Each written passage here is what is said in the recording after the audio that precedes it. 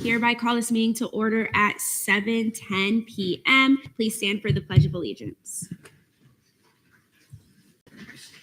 I pledge allegiance to the flag of the United States of America and to the republic for which it stands, one nation, under God, indivisible, with liberty and justice for all. Please stay standing for the national anthem.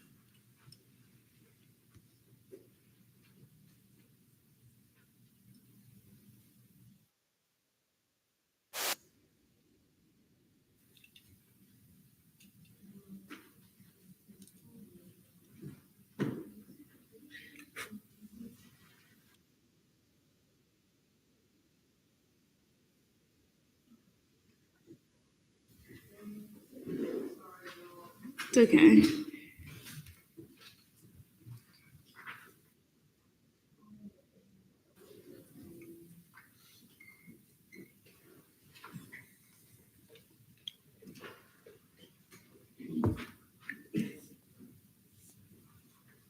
Netta, if you can't get it, we can skip it. It's fine.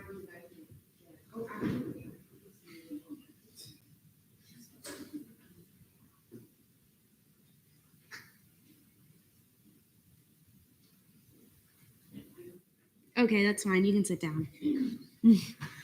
Tisk. Okay. Roll call and verification of quorum. Chair Yalman-Chile. Thank you, Madam Speaker. Lazo. Absent. Trainer. Present. Corelli. Present. Morissette. Present. Temple. Present. Guerrero. Guerrero resigned last week. Okay. Blanco. Present. Polera. Present. Carangle. Present. Datlas. Absent. DeCara. Present. Butler. Present. Conti. Absent. Shannon. Present. Alagier. Present. Fintel. Absent. Hamid. Absent. Rose. Absent. Whitson. Here. Brown. Absent. Semillo. Absent. Humayun. Present. Patel. Absent. I am present. Lutra. Absent. Acosta. Absent. Lopez. Present. Hashimi. Present. Duke. Duke is present. Torres. Present. Holmes. Present. Hurst. Present. Fuchs. Present. Musemeyer. Present. Freehafer. Present. Federico. Absent. Pullman. Present. Richmond. Present. Vasquez. Present. DeMarla. Absent. Mittal. Absent. Lutra. Present. Okay. And anyone? Semillo. Present. Okay. With 28 out of 41, quorum is verified. Well, do you want to count the people that just walked in, or do you want them to do president voting behind? Oh, I just called on them right after they walked in. Oh, Rose as well. Rose. Present. 29 out of 41. Thank you, Chair Yalman-Chile. Approval of the minutes. Take a look at last meeting's minutes. Temple. Move to approve last meeting's minutes. There's been a motion to approve last meeting's minutes. Are there any objections? Seeing none, they stand approved. Approval of the agenda. Hurst. Motion to approve today's agenda. There's been a motion to approve today's agenda. Are there any objections? Seeing none, today's agenda stands approved. Open forum. Are there any non-senators wishing to speak during open forum? Come right on up. You have 5 minutes when you're ready.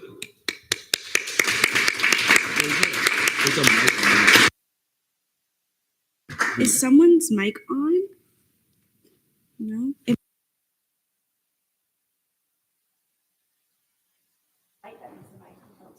Beautiful. Okay. Can everyone hear me?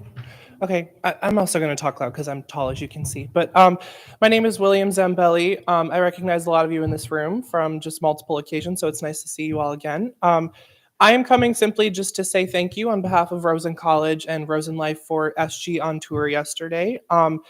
It really was delightful to have you guys come out and really show what SG does for UCF as a whole, and especially UCF Rosen. So thank you guys so much for that.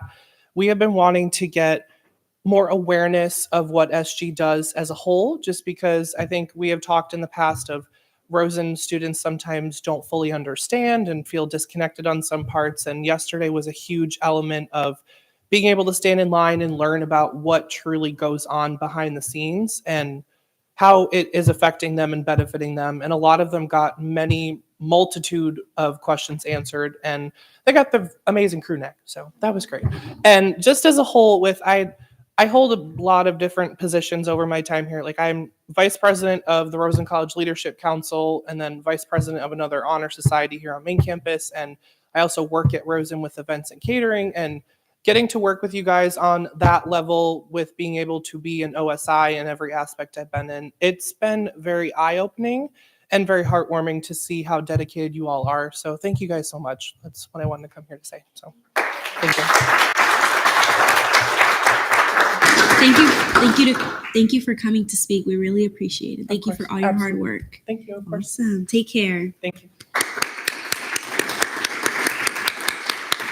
And shout out to the executive cabinet for putting that together. They really showed up and showed out, and they were able to put a platform for the legislative branch to talk to students. So give a round of applause for Peter and President Greenaway.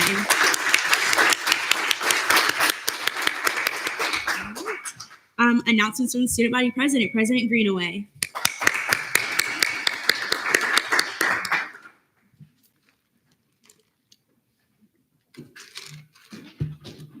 Hi, everyone. I hope everyone's doing well. Just a few announcements from me. First of all, thank you all who came out and supported SG on tour, whether you were there to volunteer or just support. It really meant a lot. And as we could see, students really appreciated the event. So I'm really happy about that. Some updates. So this past Tuesday, Maxwell Frost, his district office opened a satellite office that will be on the second floor of the student union once a week on Tuesdays to help with constituent needs. So it's nonpartisan support. So whether that's, help with student loans, help with SNAP benefits, etc., that office will be there on Tuesdays. The time I want to say is 11 a.m. to 3:30 p.m. every Tuesday, but to confirm, you can check on Representative Maxwell Frost's social media. But if you need support with anything, please feel free to stop by into that office or just to say hi. He has an amazing district office that will be there once a week. So that is great. We're happy to have him on campus. Some upcoming events within the executive branch. There will be a mechanical bull at the UCF baseball game tomorrow at 4 p.m. I heard Sarah's getting on it. And we have Earth Justice Week next week, so super excited about that. So some Earth Justice Week events coming up. We have Green Assembly on March 4th from 6 to 7 p.m. in the Charge on Chamber. Pollinator Fair March 5th to 12 to 3 p.m. in the Arboretum Park. Sustainable Craft Workshop March 6th from 1 to 3 p.m. in Charge on Chamber. There'll be a plant and intention table at the Women's Empowerment Conference on March 7th in the Pegasus Ballroom. And then finally, there will be a Clean Up Lake Claire event March 8th, 10 a.m. to 12 p.m. at Lake Claire. All that information was just posted on our social media, so please help with sharing that, spreading the word. And if you have any questions about that, please reach out to Sydney, our Sustainability Innovation Coordinator, to see how you can get involved or how you can help out. And then finally, we have our Women's Empowerment Conference March 7th. That's next Thursday from 11 a.m. to 2 p.m. in the Pegasus Ballroom. We have a great lineup of guest speakers coming in to talk to the group, so we're really excited about it. So please come out and support. There's going to be small businesses and refreshments as well. So, and then finally, if you checked your emails, invitations for passing of the gavel went out today. So please make sure to RSVP. That is for this current session. So those invitations are for you all, not for the next group when they transition in. So please make sure to RSVP before then. And if you have any questions about that, you can reach out to myself or you can reach out to our Chief of Staff, Jen Sabrina, who's been working on that. But really excited for that as well. And that is all from me right now. You'd have to pay me to see me do that. Okay. Are there any questions for the President, Temple? Yes, first and foremost, good evening, Mr. President Greenaway. My question to you Never mind. Regardless, my question is, where on the second floor is Representative Frost's district office? So I don't know the specific number. So I don't want to say it, but I know it's the conference room right next to the Starbucks. So if you're at the Starbucks, there's that conference room when you're kind of walking, and that's where he's located. The team puts out a big not an A-frame, a standing banner right at the front, so you can see it when you walk by. Are there any other questions? Seeing none, thank you. Announcements from the student body vice president, none. Comptroller's report from President Greenaway. From Comptroller Kane, the CRT balance is $85,043 with 12 cents with a 6.69% reversion rate, and the FAO balance is $38,973 and 32 cents with a 0% reversion rate. Are there any questions regarding the comptroller's report? Seeing none, Attorney General's report from President Greenaway. So from AG Moore, she says, "Hi Senate, huge success with the survey being handed out at SG on tour yesterday. We are currently at 1,920 recorded responses." That's amazing. So please check out the link for a report of the current data. And then once the survey is closed on March 15th, reports will be generated for each college. If you're not aware of that survey, it's to determine classroom usage, what class style that students prefer, and when they prefer to have classes. I think it will be incredibly beneficial to give to administration when they work on this project of trying to utilize space the best, to make sure that the students' voices are heard in that role. So super proud of AG Moore for that work. If you haven't filled out the survey, please do so and keep spreading it out while it is open. All right. Are there any questions regarding the AG's report? Seeing none, Cabinet Forum. Is Peter doing those? Yeah. Okay, awesome. While Peter comes up, I'll go ahead and do attendance. Senator Brown. Present and voting. So noted at 7:22 p.m. Chair Samillo. You already, oh, my bad. Okay, that's it. All right. For Cabinet Forum, we have Director of Communications report from Deputy Chief of Staff, Peter Pham.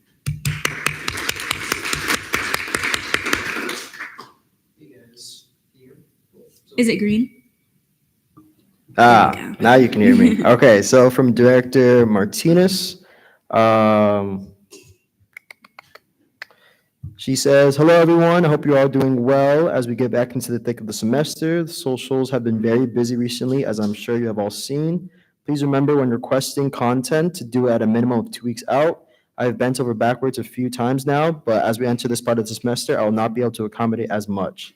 If you are requesting video content or coverage, please remember to CC me on it. And engagement has been great. Please reshare events posted when you can." Are there any questions regarding the Director of Communications report? Seeing none, Deputy Chief of Staff, Peter. Hi, everyone. Hope you're having a great day. Just some quick updates from me. For ELC, the members just presented their Black and Gold challenges, and they did an amazing job. I'm super proud of them. Sophia Lisman and Wyatt Wetzler won the challenge, and they presented an event called Serenity Stroll. It's a nature walk around the Arboretum with different stations and activities to help students de-stress. And so we'll be in the process of making that event come true. We don't have a target date yet, but I'll be sure to let you guys know. And then for SG on Tour, as you all know, it was yesterday, and I'm proud to call it a huge success. We managed to talk to over 1,000 students across all 4 campuses, and I want to thank each branch for their participation and help throughout the day. So yeah, thank you, Barry, for your time. Oh, sorry. Are there any questions for Deputy Pham? Seeing none, thank you so much. Announcements from the Chief Justice, none. Announcements from the Supervisor of Elections, Supervisor Myers. So once again, you've heard about it already quite a bit, but yesterday was SG on tour. So like Peter said, we got to talk to numerous students about different branches. And then for us, I specifically spoke about write-in candidacy and voting, of course. And also last night was the presidential debate. So long day for me. But yeah, we had about 60 attendees in person, a little bit over that. And we had numerous students view online. I'm not sure about the exact numbers on that. But it was live streamed on YouTube and advertised on the SG Instagram. And then just for a date reminder, the Candidate Expo is going to be this upcoming Tuesday, March 5th at 5 p.m. I lied, at 6 p.m. In the Cape Florida Ballroom. So please make sure you attend. If you are a student who's campaigning, you're more than welcome to arrive around 5:30 to set up. Really anytime though, if you have commitments and you need to show up late, no problem. We'll make sure to have a space for y'all. And yeah, even if you're not campaigning, I strongly encourage attending, especially if you're in the College of Medicine, Sciences, or Engineering and Computer Sciences, as those are, like I mentioned last week, the competitive colleges. And voting will run on March 11th through 13th on my UCF. And if you're involved in any RSOs, please reach out to me. I'm going to give out election brochures that I gave out at SG on Tour to y'all to like hand out at RSOs if you're heavily involved in any of those. So yeah, let me know and have a good one, y'all. All right. Are there any questions for Supervisor Myers? Seeing none, thank you so much.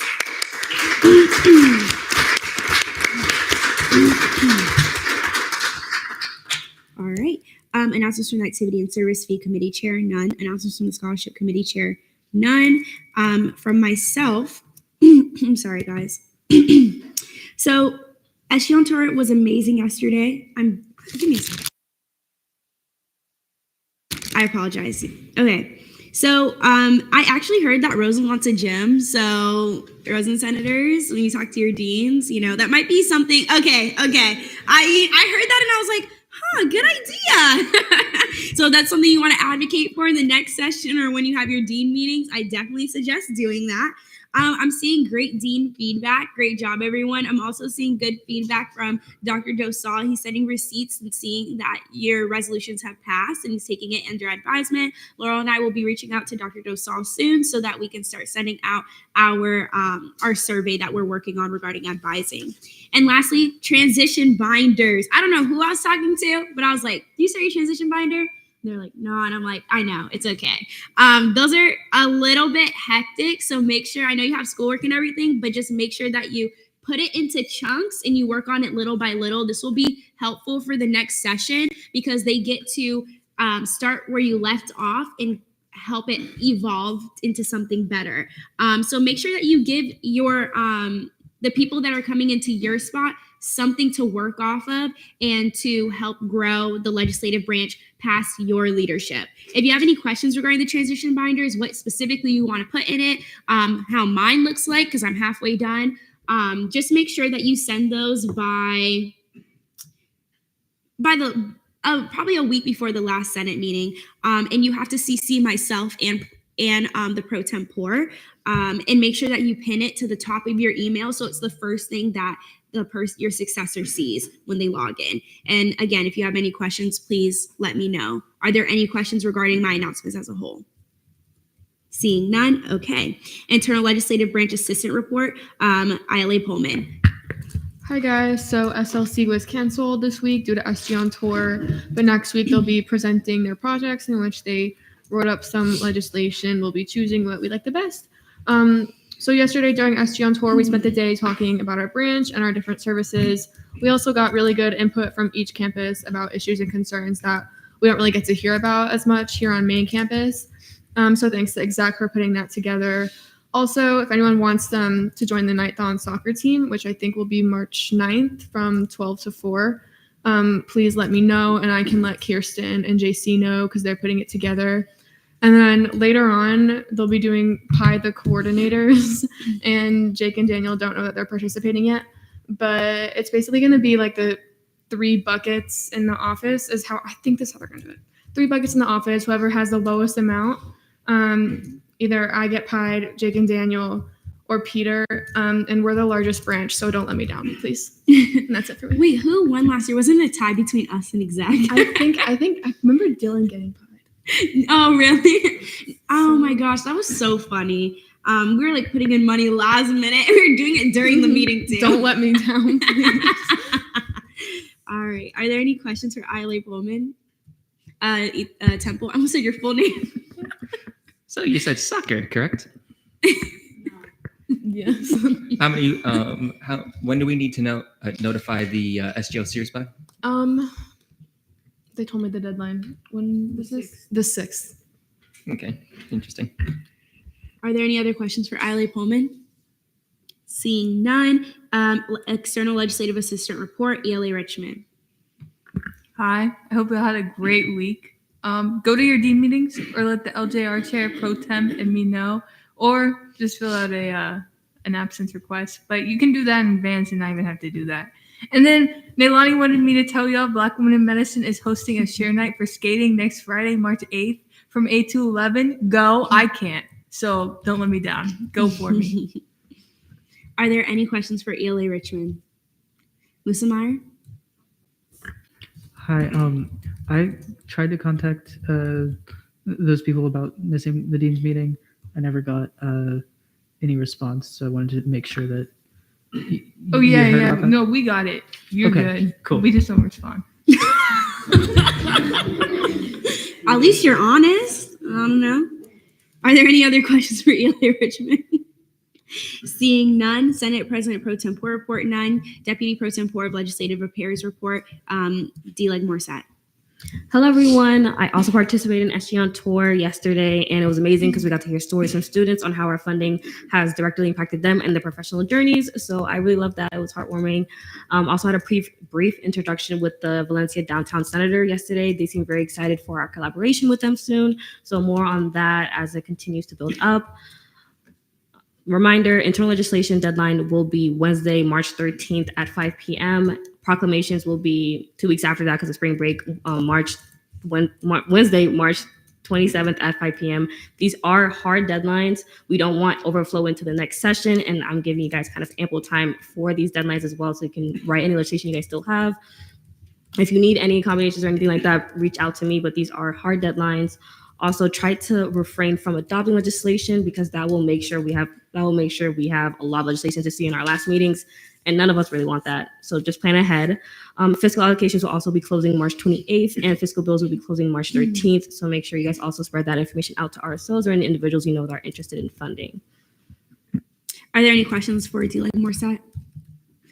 Also, yes, for those deadlines, thank you, because the last meeting will probably be just sentimental stuff and a lot of people crying, and that will add probably 2 extra hours to what we have to do. So please adhere to those deadlines. You may not think you'll cry, but you might. So just letting you know. Deputy President Tempore of Senate Relations report, none. Caucus reports, APIA caucus, none. Black caucus, Vice Chair Butler.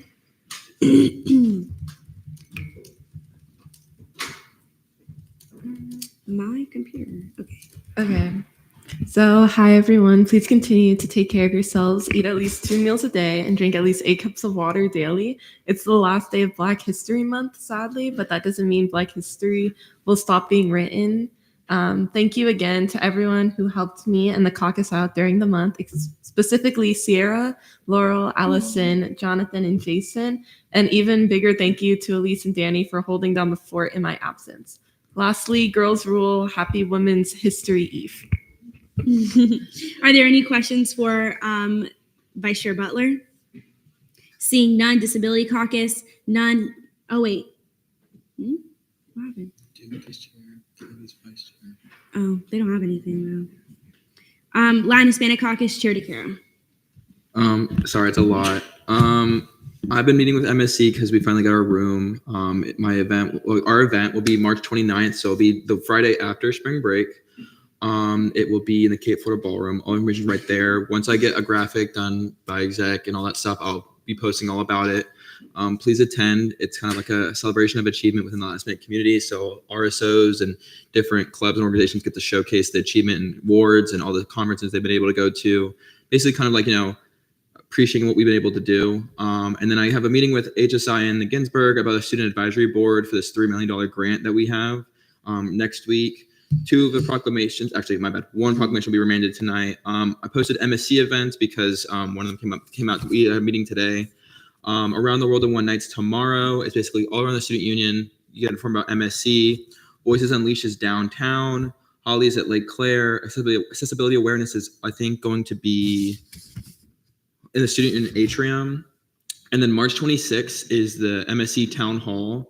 I don't know the time yet, but the thing is that they're very open to us working with them because we want to let them know about the fiscal opportunities. We're funding for trips and such or materials, so they definitely want us to attend those. Additionally, can I get anyone regarding like caucus stuff, like give me your distribution materials, because I'm trying to get like a place with an MSC that we can have our stuff there. There's a contact sheet, so all the RSOs and like the DGC chapters that are in there can see us and be like, hey, they want to reach out to us, they can email us, or all our information is right there at their hands. That's it. All right. Are there any questions for Chair DeCara? Seeing none, LGBTQ plus caucus, none, women's caucus. Who's the vice chair? Pullman? Let me find it really quick. Okay. Women's History Month starts tomorrow. Upcoming proclamations for International Women's Day of Color on March 1st. Thank you, caucus chairs, for your support. And Women's History Month, plus some letters of recognition collabs. Our Women's Business Showcase is fast approaching. Be on the lookout for a volunteer form coming out soon. If you can help set up, breakdown. Coordinator Cabrera's Women's Empowerment Conference is next week on March from 12 to 2 p.m. in the Pegasus Ballroom. Great opportunity to network and support local businesses. Hug your loved ones, stay hydrated, stay healthy. Are there any questions for Vice Chair Pullman? Seeing none, Military and Veterans Caucus. Kringle, do you want to take that? Go ahead. Sure, I'll take that. Hey everyone, Honorary Vice Chair Kringle here. So please vote up on Resolution 5526. It's going to be read on third reading tonight. Same thing we saw before. We have a lot of stuff cooking in the caucus and a lot of events that we're collaborating with the MVSSC, the Military and Veterans Student Success Center, such as the Military Child in April. Thank you guys so much for supporting this caucus and voting us in. Going to finalize it this week. So also shout out to Aiden for all the hard work he's done. And I yield the chair. Sorry, this is like last minute. The president of the Veteran Students of America actually came in today. Apparently next month, the president of SVA is coming to UCF because of what UCF has been able to do for veteran students. So he actually came when I was in ENA and I felt so bad, but I called them and basically it's like a good moment to showcase what UCF has done for the community, and he very much wants the caucus to be involved. Additionally, student government agents are also welcome to be there. I'll probably be working on a resolution for that, kind of recognizing that chapter we have here. But yeah, if you have anything you want to, any questions or anything you want to add or work on, just please let me know. Are there any questions for both interim Vice Chair Kringle plus DeCara? Seeing none. Are they compensating you for this, Kringle?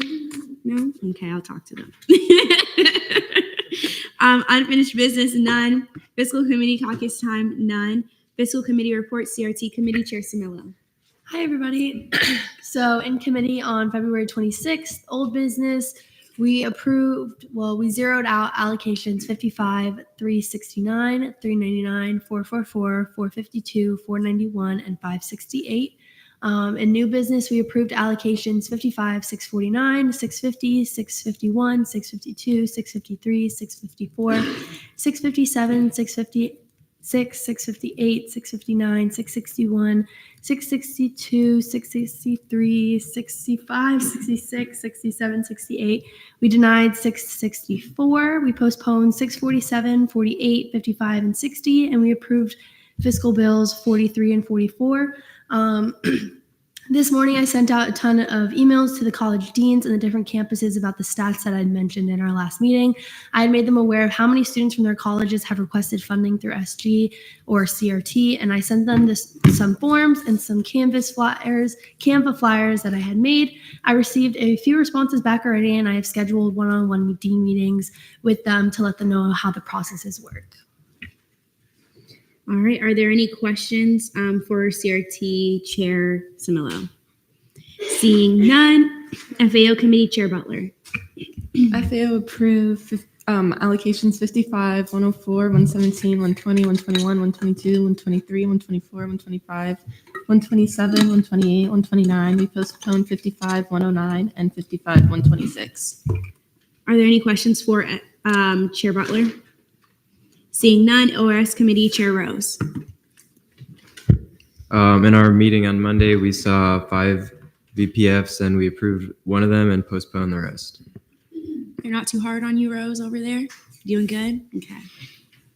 I had to check, bro. I had to check if he's good, Are there any questions for Chair Rose? Seeing none, fiscal legislation, notice of legislation on first reading bills. Fiscal Bill 5545, funding for 4 members of Society for information display to travel to Display Week 2024 in San Jose, USA from May 12, 2024 to May 17, 2024. Introduced by Senator Federico, is hereby remanded to CRT. Notice of legislation on third reading. I'll take a motion. Temple. Third reading, correct. Okay, move for 5-minute speeches, 5-minute questioning, 5-minute debate. There's been a motion for 5-minute speeches, 5-minute questioning, 5-minute debate. Are there any objections? Seeing none, we are now there. Bills, Fiscal Bill 5541, funding for 20 members of Psi Chi International Honor Society of Psychology to travel to research on identity, legacy, and future in Tilburg, Netherlands, from June 5th, 2024 to June 7th, 2024, introduced by Vice Chair Duke. Vice Chair Duke isn't feeling well. So D-Leg, would you like to take that on? Go ahead. Yeah, so we saw this last week. The RSO wanted to do different avenues of funding, so we denied it last week. We should just move to deny it again. I'll yield to questioning. Okay. Are there any questions for D-Leg Morissette? Seeing none, is there a motion to move to debate? We are now there. Anyone wishing to speak in debate? Hurst? May I return? You may. If we're gonna say no anyway, just move to vote. There's been a motion to vote on Fiscal Bill 5541. Are there any objections? Seeing none, we are now there.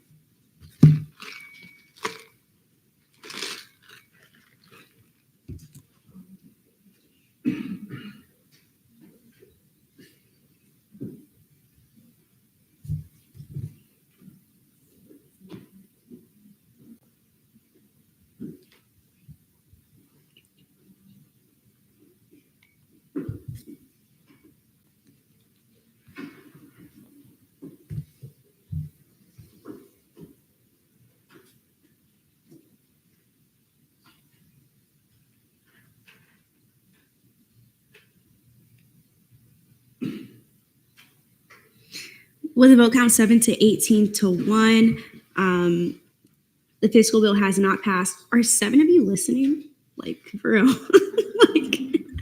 Anyways, it does not pass.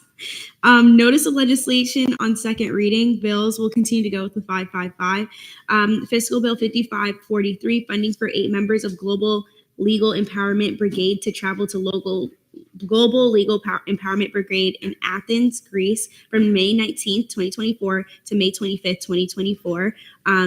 You have 5 minutes when you're ready. Thank you for coming.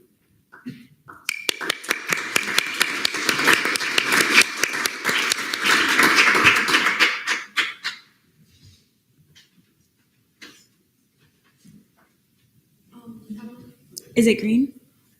You have to click it. Mm. Hi guys, we have a presentation. So can we get that up?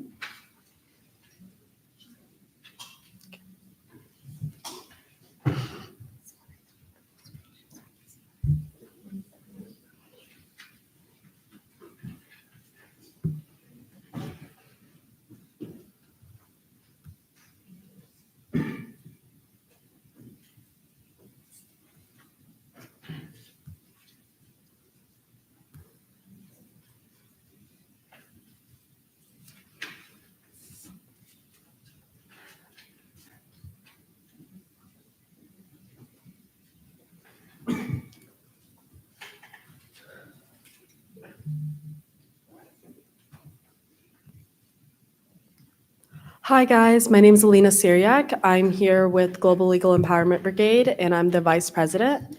Hi, my name is Alyssa Otero and I'm the Treasurer. And basically today we are asking funding for our upcoming brigade to Greece. So what is GLEB? So GLEB stands for Global Legal Empowerment Brigade here at UCF.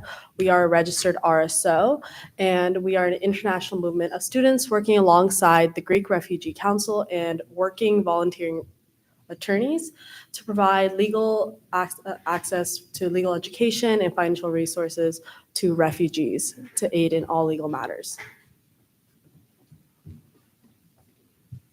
So in Athens, Greece, our members will be able to experience legal clinics, educational workshops, and mooting and institutional visits. So beginning with legal clinics, our volunteers will receive firsthand experience shadowing lawyers as they provide free legal consultations. Additionally, our volunteers will have the opportunity to present educational workshops on different topics that contain or pertain to legal rights and concepts. And then lastly, our mooting provides volunteers with hands-on experience on the intricacies of legal issues and an opportunity for a more in-depth look at international governments.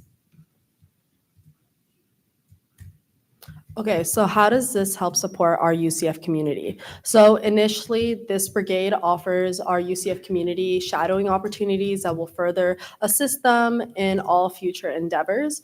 Following that, this is like available to all majors. This is not just selective to pre-laws, like everyone, all majors can attend. And by doing so, they are allowed an immersive experience and opportunity to assist in international legal challenges. And most importantly, this is UCF's first successful legal empowerment brigade. As part of Global Brigades, we are the legal empowerment chapter, and this will be our first successful brigade done so. So some of the fundraisers that our RSO has managed to conduct is concession stands with UCF's football teams. More recently, we've also done partial proceeds with Jury's Ice Cream. And then lastly, this past month, we did Valentine's Day Crush Grams. Okay, so the cost breakdown. So registration fee for each member will be $1,700. And so the total amount that we will be requesting is $13,600. And everything that's included with registration, which is why we also called it lodging, is as part of this donation, it would include our food, our lodging, our transport, like as soon as we get off, as well as security, medical insurance, and transportation insurance as well. So as soon as we get off of our flight, we get immediate transport, and throughout from where we stay to when we are working with the legal clinics, everything's included in this one lump sum for the entire week. So just to reiterate what Alina just said, within this registration fee, our safety and volunteers, or volunteer safety is included. This includes Global Brigade's close relationship with Askiri International Security. Additionally, within this registration fee, it also includes our travel insurance as well as medical insurance. And then lastly, it also includes our lodging and food. So yeah. And I believe that's everything for our presentation. Thank you. We're now on to questioning Hurston Temple. Two, if I may. You may. What are you paying for flights? Are you paying for those separately? Are they being given to you? How are you getting there? So flights, we are booking those actually quite soon. We've set aside like the conversation with our members from like initially from the first deposit till like every week that we tell them that like that was an amount that they had to self-fundraise. So that's something that we're paying for out of pocket. Got it. And my second question would be, you have two RSO trained, like fiscal trained people, Yeah, we have right? 3. Okay, great. Thank you. Temple, Two, if I may. you may. So given that you have two financially trained officers, are those officers aware of the post-funding procedures? Yes. Understood. Can you go over some of those steps if you're able? So the post-funding procedures, so that would ensue that after our trip, then we would have to follow up with our attorney, right? Not attorney, I'm sorry. accountant. Yes, so we essentially need at least 95%. We need to show that we spent at least 95% of the 6,800 that we're requesting. Clarification. So yes, that's part of it. So that's 95% of your half of the Yes. 6,800, your half of the total amount, which would be roughly 95% of 6,800. You also need to contribute at least 80% use 80% of student government's funds. So you need to use at least 80% of the 6,800 that student government authorizes. Then you need to prove that you used you contributed your funds accordingly through the verification of purchases forms. Basically, don't throw away your receipts. And my second question for me, Before I go into my question, you also need to make sure that you spend and use your funds by the specific dates that is outlined in your fiscal bill, which should be the 24th of June, which is about 1 month out from the final day of your trip. My second question is more out of curiosity as well. Sorry. So since you are going to be traveling to Greece, does that mean you're going to be learning about Greek law? Or how exactly are you, will this work out on a day-to-day basis? Yeah, so in regards to the type of legal work that we're going to be doing, it's mainly working alongside refugees. On our itinerary, it's actually one of our goals to go to a refugee camp and work alongside international lawyers and things of that So sort. yes, we will be learning a lot about Greek law and all different types of international law. Chile. So you guys are going to Athens, which is very cool, which begs the question, do you guys intend on visiting any ancient Greek or Roman monuments? Unfortunately, that's not part of our itinerary. We are there as like a service trip, so our itinerary is like completely booked for the entire week. We do have like 2 hours of free time, which we booked to visit one museum, but besides that, we will be like, it's basically like a work trip. We'll be doing service the whole time. Are there any other questions before time elapses? Temple? Seeing no further hands, move to debate. There's been a motion to move to debate. Are there any objections? Seeing none, we are now there. We're now in debate. Are there any senators wishing to speak in debate? Yaman Chile, then Hurst. So one, I think going to help refugees understand the law is a noble cause. The work y'all are doing is great. It's very commendable. I also think going to Greece is really cool. There's a lot of cool stuff there. Like as a history buff, there's a lot of ancient Greek and Roman monuments. So if you guys you guys will spot cool stuff around there. So it's going to be a great learning experience for this club. So I'm going to be voting in favor, and I highly encourage y'all to do the same as well. First, and then Morset. Athens is a beautiful place. It's gorgeous. I hope if you've not been before, you'll enjoy it. I think you're doing a great thing, and I hope that this goes well. I know that this is the first successful legal brigade we've had from UCF, so I hope it goes really well. We can bring that back and continue that process and have more of those happen later on. I think it's a good thing. I'll be voting in favor. Morset? Motion to see my memos as technicals.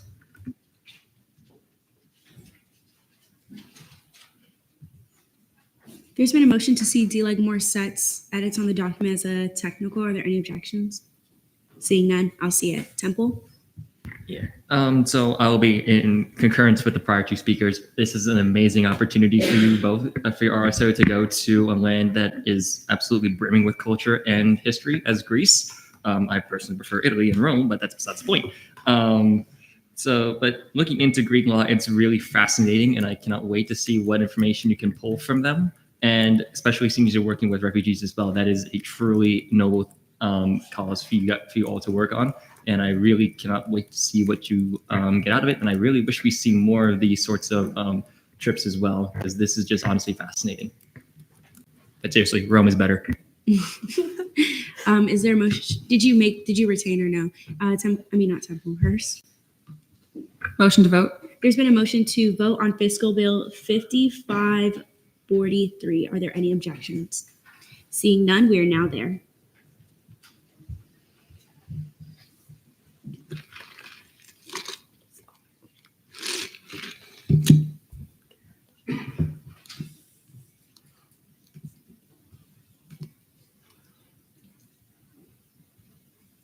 The vote count 28-0. Congratulations. It passes on second reading. Thank you.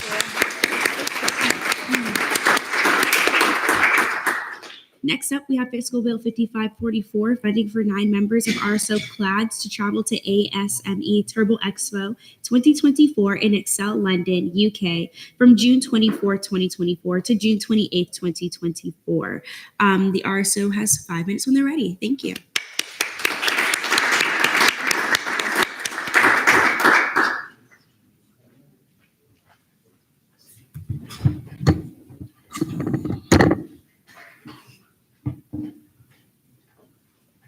Hello. Hi, I'm Priyankar. I'm a member of RSO class. So we are like requesting funding for 9 members to travel to ASME Turbo Expo 2024, which is in London, UK, from the 24th of June to 28th of June. So a bit about RSO class. Our mission is like we are leading the research work that will decarbonize the power generation, aviation, and like we are researching technologies to develop hypersonic vehicles, facilitate low-cost space exploration, and like destroy chemical weapons. So a bit about Turbo Expo. So Turbo Expo is a turbo machinery technical conference and exposition which gets held like internationally and domestic alternate years. So this year it's in London. So we all plan to present our research papers and posters, and we feel that the exposure and networking will help UCF because all the leading researchers in the field of turbo machinery will be there. So this presents an excellent opportunity to present our work there. So we are total 9 members, out of which 4 are international. So we are asking for the funding for mainly for lodging, travel, and registration. So yeah, so that's mainly the overall gist of the funding we're asking for. That's it? Awesome. Is there a motion to move to questioning? Okay, we're now there. Are there any questions for the RSO? If not, I'll take a motion first. Move to debate. There's been a motion to move to debate. Are there any objections? Seeing none. Hurst? Motion to see my amendment as a technical. All right, let me take a look at it. I can't see. Give me a second. If I can, there we go.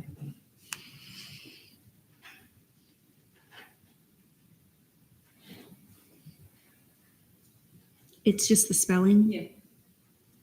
What is this? Oh. What we will do is we can motion to see Danny's as a amendment, and then if you choose motion to see it as a friendly, and then we can do it together. Danny? Motion to see my amendment. There's been a motion to see D. Morsett's amendment as a block. Are there any objections?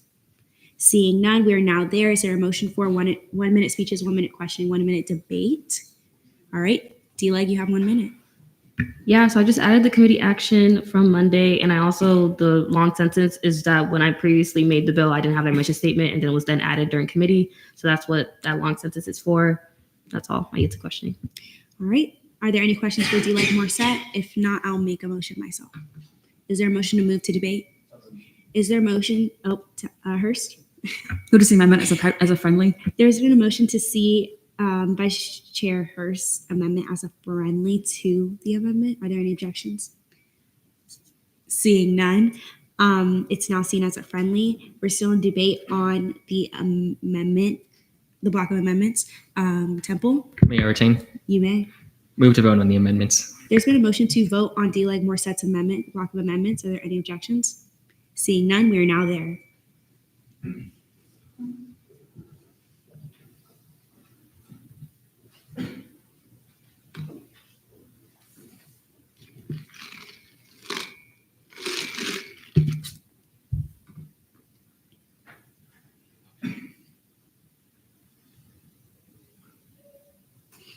With a vote count of 26 to 0, the amendment on the bill passes. We are still in debate on the bill itself. Anyone wishing to speak in debate? Torres. May I retain? You may. As a non-STEM major, I think whenever a STEM RSO comes in and shows what they do, I'm always impressed. I'm impressed. With that, move to vote. There's been a motion to vote on Fiscal Bill 5544. Are there any objections? Hurst, is that objection? Yeah. Mm-hmm. Just there's another amendment that's like a math change. So that's why I'm like, I don't know if we motion to see as a. Do you withdraw for a moment? Yeah. Because it's not mine. It's yeah. Move to see my amendment as technical. There's been a motion to see Vice Chair Kringle's amendment as a technical. Are there any objections? Seeing none. Okay. Torres, you can make your motion again. Move to vote. There's been a motion to vote on Fiscal Bill 5544. Are there any objections? Seeing none, we are now there.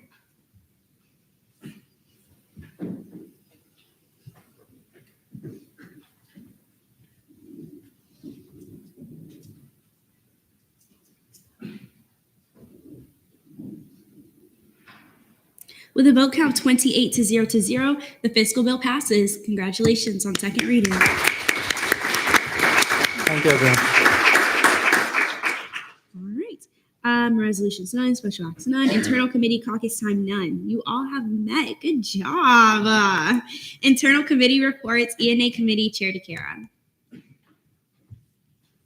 We reviewed Title 6. This is a pretty long meeting. We reviewed Title 6 chapter by chapter.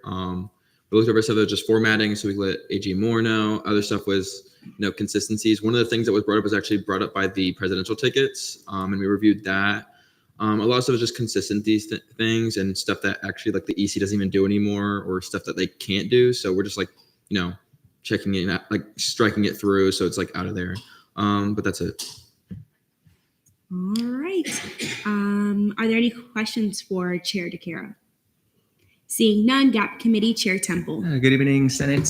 So this week, GAP hosted a voter engagement specialist from the Florida Democratic Party. Shout out to ELA Richmond for getting Chris on into GAP. That was an amazing time to pick her brain. And we brought her in to help us develop strategies for voter engagement and civic education ahead of the 2024 elections. There's my weekly quota dropping my chest like that. And almost giving me a heart attack. Anyway, myself and Vice Chair Duke, speaking of voter engagement, we met with two key student leaders from in the university's voter engagement effort I alluded to last week, and it does have a name. It is called Knights Votes. Short end of it is this meeting was meant to effectively brainstorm a overall framework for a major event key towards voter engagement and civic education to be held on the 29th of March. And we discussed general ideas about that, as well as just how this whole initiative is going to work. I'm happy to provide the details and even the agenda with that if anybody's interested in wanting to know more about this or even volunteering for that event when the time comes. And I will be bringing this up to GAP next week in order to pick everybody's brain about what to do for said event. And yeah, that's pretty much the last part there. And of course, my fact of history today, thankfully, my history fact ban has been lifted for this week. It's pretty fun too, because first and foremost, happy Leap Day, everybody. And what's really weird is that St. Petersburg, Florida was incorporated on the 29th of February in 1892, which means for anybody who lives in St. Petersburg, y'all are typically leaplings, which is really weird to think about.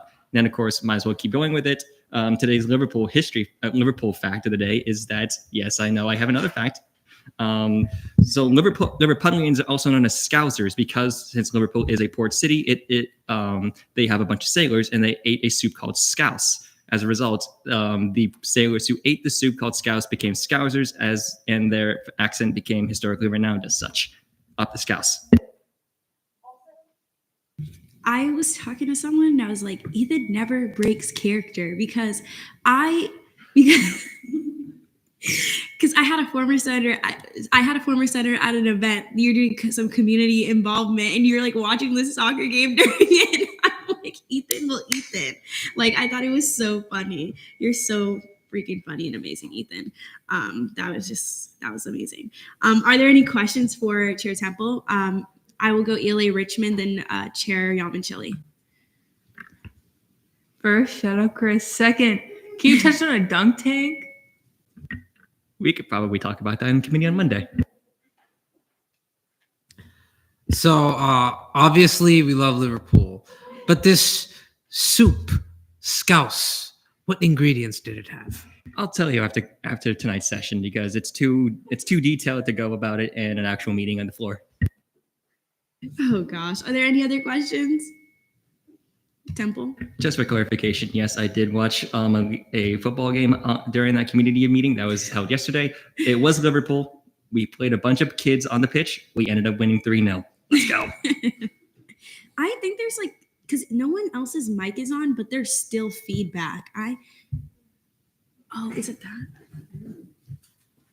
Yes, you're so smart.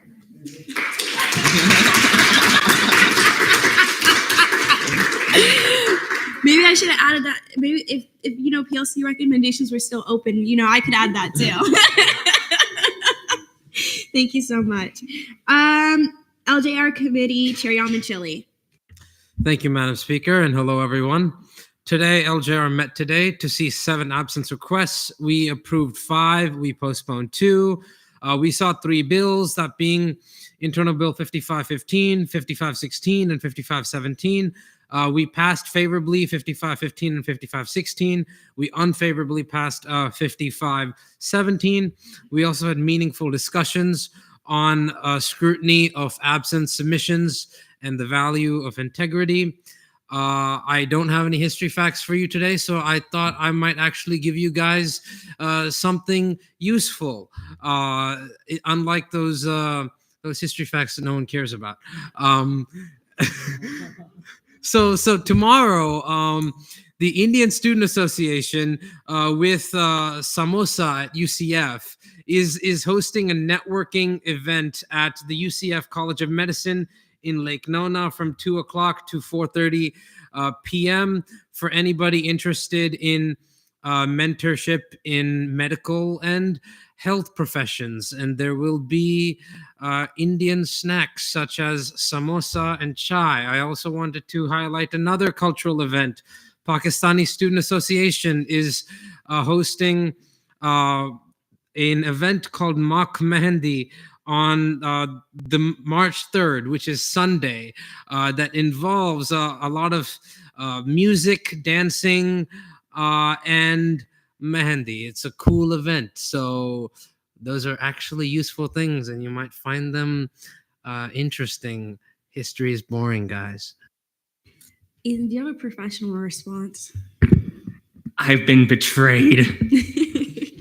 Listen, I'll let the banter go if it's, professional and, Netta, is there a motion for a non-senator to speak? Netta.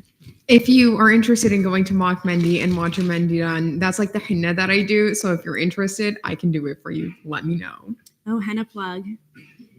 Are there any other questions? Senator Torres? I asked Hurst this earlier in the office, but I already forgot. What does passing unfavorably mean again?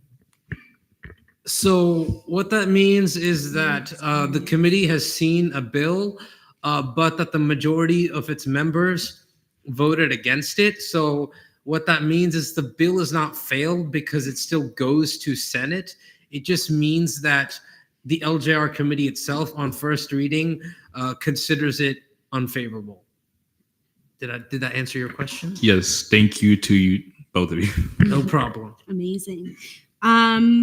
Are there any other questions? Seeing none, SBA committee, Vice Chair Vasquez. Hi, so Jason couldn't be here today, so I'm going to read his announcements. So it says, good evening, everyone. Apologies for not being in Senate tonight. This week in the SBA, we had a more relaxed meeting. We discussed our upcoming donation fair, which will be in collaboration with the Hearts for the Homeless RSO. We've begun reaching out to organizations on campus to table, such as Volunteer at UCF, Period at UCF, SALT at UCF, Mothers and Children's Health Association, UCF Gems, and MedLife, and a bunch of others. But if you guys have any suggestions or recommendations for us to kind of have a wait list if any of those don't work out, please reach out to us. And we've also been getting cool ideas for a raffle giveaway for the event. With the end of the session coming up, I wanted to say that SBA will no longer be caucusing to adopt proclamations in committee unless there is an emergency. It is the responsibility of the introducer to ensure legislation is turned in and remanded with ample time before the needed completion date. I do not want SBA caucusing to cause delays during Senate, especially when we can be seeing legislation during our committee on Tuesday. If anyone has any questions about this, please let me know. And then lastly, for our dining initiative regarding the farmers markets on campus, we were able to get the amazing opportunity to volunteer for the farmers market on April 4th. I really hope you guys sign up to volunteer for this amazing event, especially to promote locally grown produce and healthier eating options. And Jason was so nice and put a QR code right at the bottom in that picture. So if anyone wants to volunteer, they were really excited to get us involved with this. So. What day is your Atrium event? March 29th at 10:30 in the morning. Okay. Can you send me an email with all of that so I can make sure I get a social media request Yes, in? ma'am. And if you sent me an email prior, just forward it to me. Absolutely. Thank you. You're so welcome. I just want to make sure that I get that in. So people are going to be there regardless, but I want it to be shown to everyone. And then this is more of a before I ask my general question, are there any questions for Vice Chair Vasquez? I have more like a Statements response fine, here.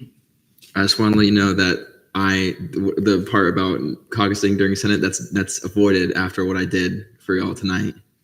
If you look at first reading, I've solved all y'all issue. Temple? This can be a question for Vice Chair, anybody who knows, but when will SBA begin drafting the Eternal Nights proclamations?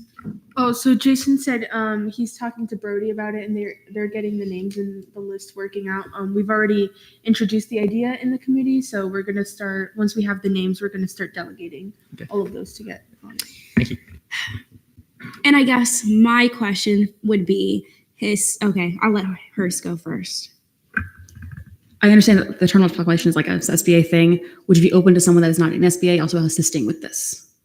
I think that's a question more for Jason to answer, but I wouldn't see a problem with that. So, and I not to speak for Jason, but I don't think he'd see a problem with that either. Okay. My question would be, I have two, and one is regarding to this. For Eternal Lights, historically, there's unfortunately a lot of proclamations for Eternal Nights.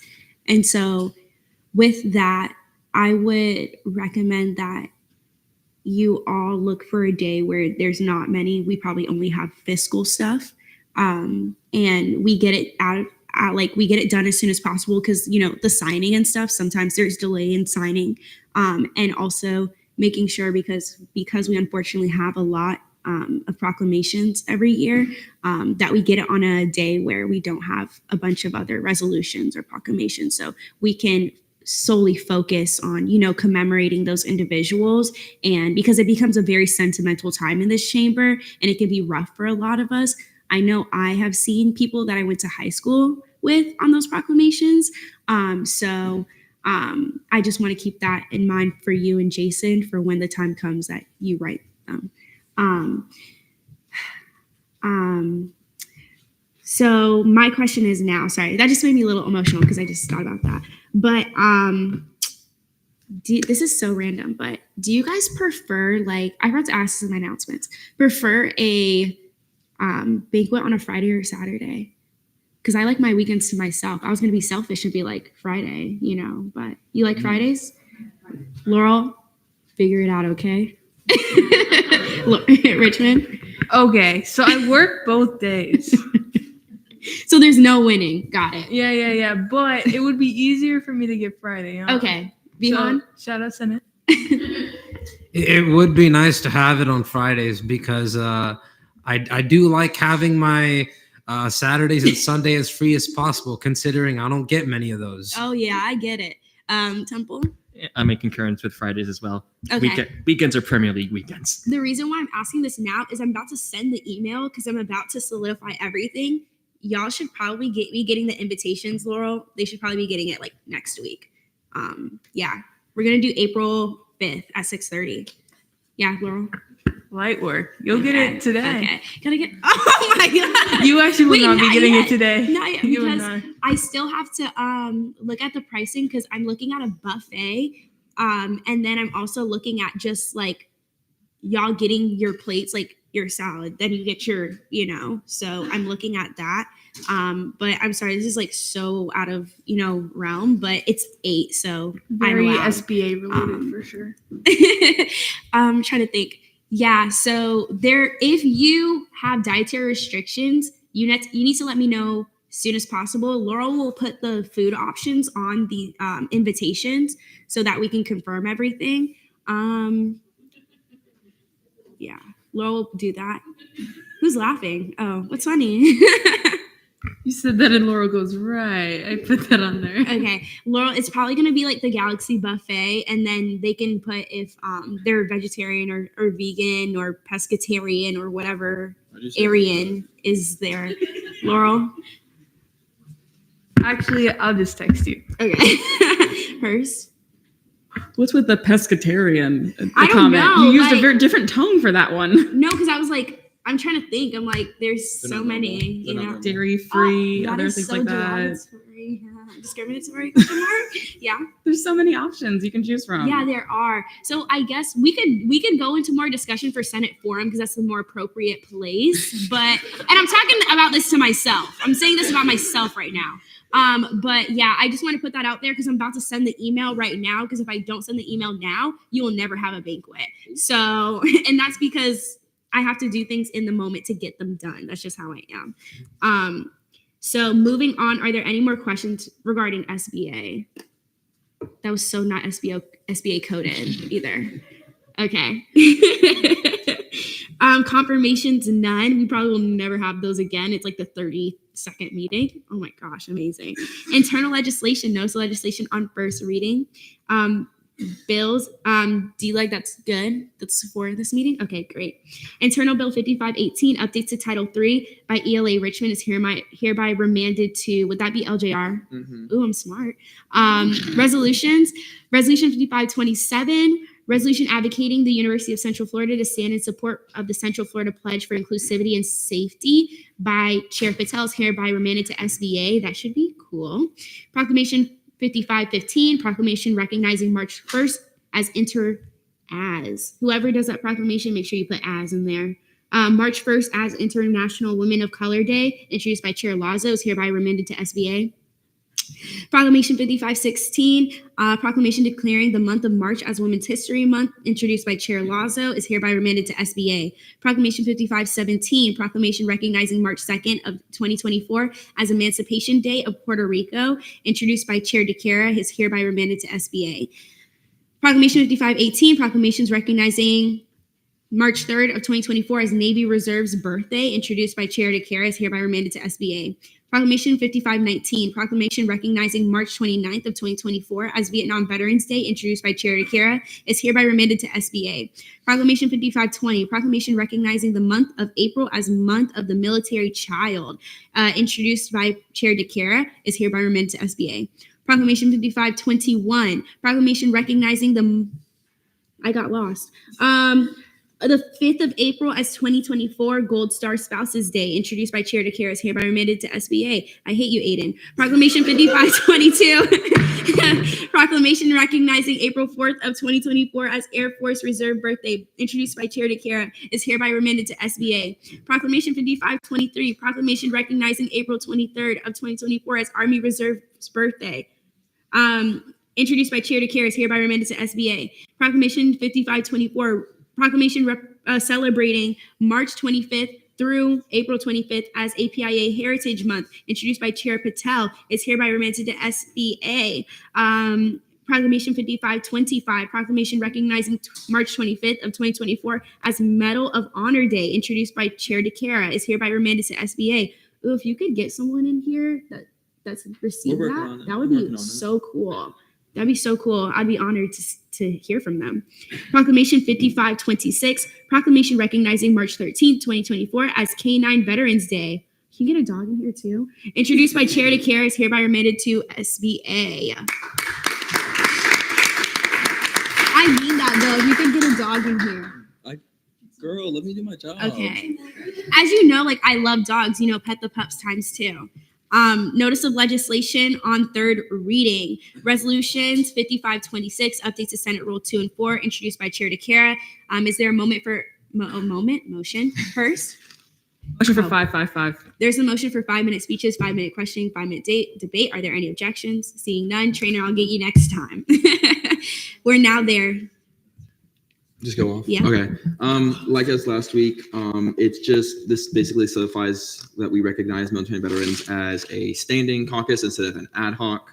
Additionally, in the 4.04 area, it was changing Latin Hispanic, changing it from Hispanic Latinx to Latin Hispanic. Then it was adding military veterans, and then it also was just correcting women's caucus too. But that's pretty much it. It passed 26-0 last meeting.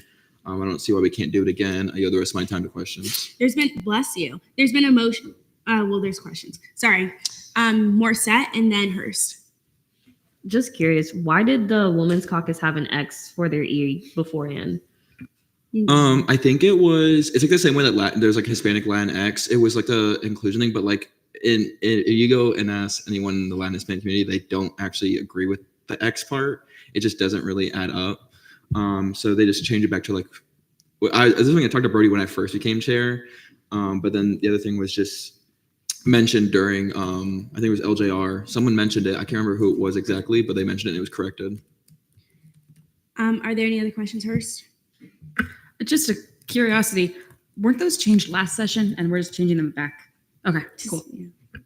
Are there any other questions? Is there a motion to debate? We're now there. Is there any debate? If not, we can move because it's third reading. Is there a motion to move to voting? All right, excuse me. We're now there.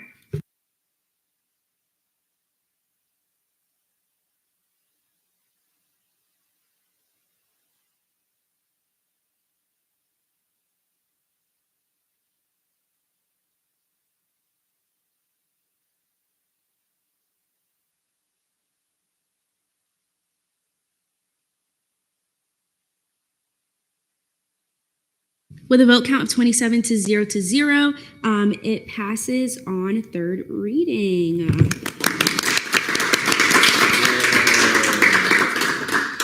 All righty, next up we have notes of legislation on second reading, constitutional amendments, non-bills, internal bill 5515, updates to, do you guys want to keep the 555 for these? Okay, just making sure. Updates to Title IV, introduced by Chair DeCara. Chair DeCara, you have 5 minutes when you're ready. Can I like click on it? Just right click and it should allow you to open the link through there. Give me a second. I had to learn out of survival. I'm actually quoting something from AG Moore because I worked on her. This is something that she had mentioned to me, and I looked at it. It's literally just the 4.402.1 C5, and then you look, it says 5 academic days. This is basically what Moore had said. Basically, I was revising statutes with newly signed internal bills on my birthday, which is during winter break when I was supposed to be enjoying my time in Boston with my sister, who I rarely get to see.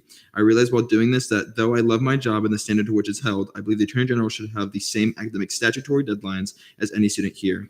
Please vote up on this bill so that all future AGs are given the same consideration as all student government agents. Yield the rest of my time to questioning. Is there any questions, Hurst? 2, if I may. You may. Why was she working on her birthday? If y'all like know more like get stuff done. But I think because of statutes too, it would get lined up just on her birthday to get it done. Okay. Then I don't have a second question anymore. Any other questions? Trainer? Move to debate. There's been a motion to move to debate. Are there any objections? Seeing none, we are now there. Are there any senators wishing to speak in debate? Richmond. No one should work on their birthday. There's a work-life balance for a reason. People should be able to have that. Vote yes. All right. Any other? Hurst? May I retain? You may. Move to vote. There's been a motion to vote on update to internal bill 5515. Are there any objections? Seeing none, we are now there.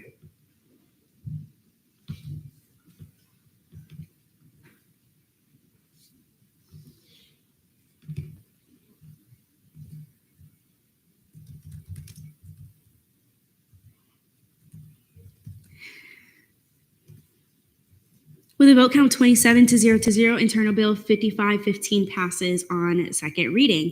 Internal Bill 5516 updates to Title 3 and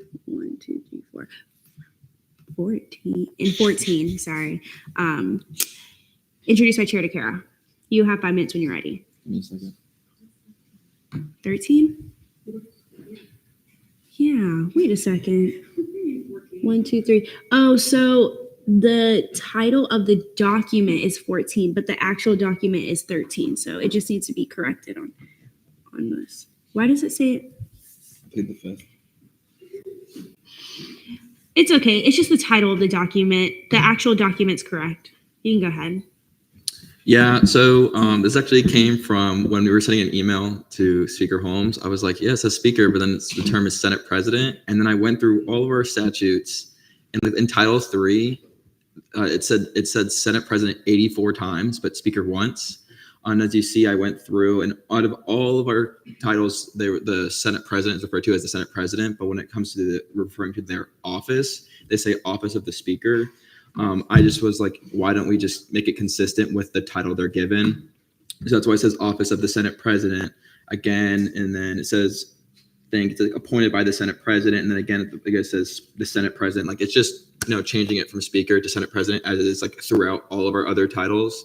There's no time where it says like the Speaker of a Senate as like a title. It's only said Speaker referring to the office. It's just updating it. I'm a consistency person. I think it just makes sense to say Senate President instead of Speaker. I yield the rest of my time to questioning. Are there any questions? Is there a motion to debate? We're now there. Brown? This is such a great piece of legislation. It always drove me kind of crazy because like we're a Senate, not a House. So great job. And if no one, can I move to vote? Like if anyone else has anything. You can make the motion. Okay, I would like to move to vote. There's been a motion to vote on Internal Bill 5516. Are there any objections? Seeing none, we are now there.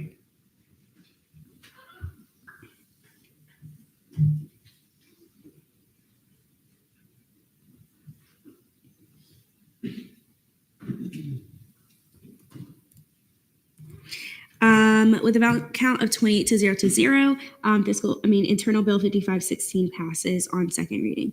I will say that is a good observation because when I went to Texas and spoke with the other Senate presidents, some of them went by Speaker, some of them went by President, their name.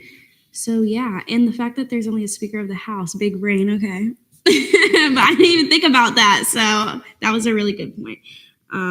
But yeah, it's interchangeable, but I feel like it was just kind of made up for the student government specifically. I don't know. Aiden, you have I think ours is like that. But the other thing was confusing. Like if you go into your office, the left, the title says Speaker of the Senate, but then your name right there says Senate President. Yeah. So it's like you have like two titles. Yeah. And like I get like the email thing you can't really change. I understand that, but like we say like Speaker Holmes, but we also say Madam President.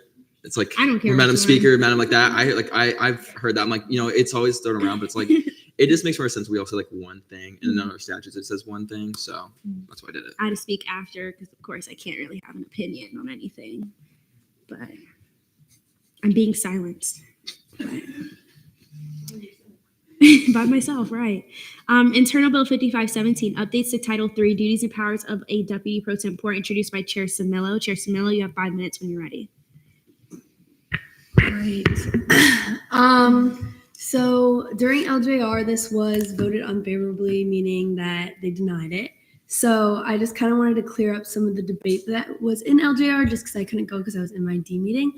But at the beginning of the year, like the pro temp and all the fiscal chairs had talked about having the D-legs sit on all the fiscal committees just so that way they could learn a little bit more about fiscal knowledge and stuff like that. And I just thought that that was a good way for us to have like active communication with the pro temp's office, having them sit on it and having them at least be in CRT and FAO. They don't have to be on all three, but at least those two, I felt like it was a good way for them to just kind of be in the loop with everything. So it kind of just gave us like the well-informed information and really made it transparent between the pro temp's office and us. So that's literally the only reason why I wrote this, was to kind of just ensure that it like continued on throughout the next few years. If who's pro temp now and who's in the positions now aren't here, that way it just continues that way, just because it was really seamless this year. So that's literally the only reason I wrote it. And I yield to questioning. We're now in line for questions. Are there any questions? Temple, Musa, and then Musameyer. Yeah. So, Chair Smith, regarding this legislation, have you discussed with the pro temp's office regarding the issue that you have proposed? It's been a whole thing. Like we've had multiple meetings at the beginning of the year with Aquila, like me and Tyler have, about like the D-leg sitting on fiscal committees, and it's just been topic of conversation multiple times. So that's why I wrote this. Musameyer? You said it passed unfavorably. Can you explain the other side of that discussion? I wasn't there, so I would have to yield to Yamachili to speak on that.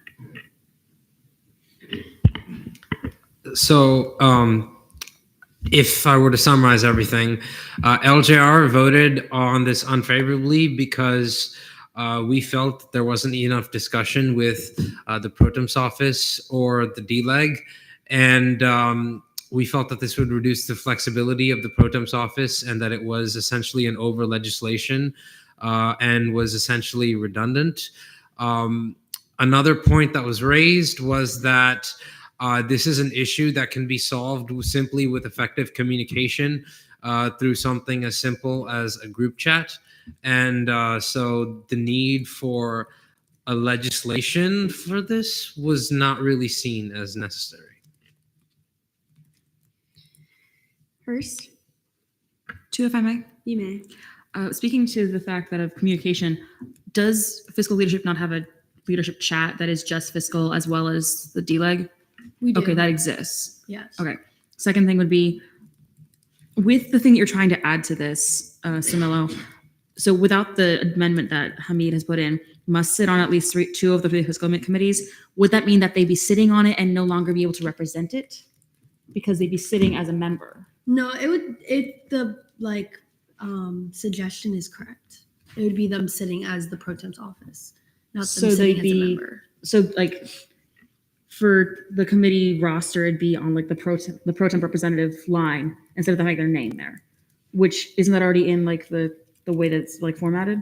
Correct, but technically that's the pro temp just delegates like the duties to both of the people like DSER or DLEG and the pro temp.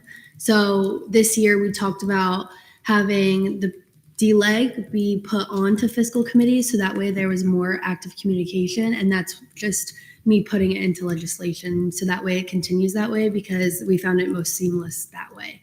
So instead of it being a continuous conversation to bring up, I just thought it was best to just make legislation for it.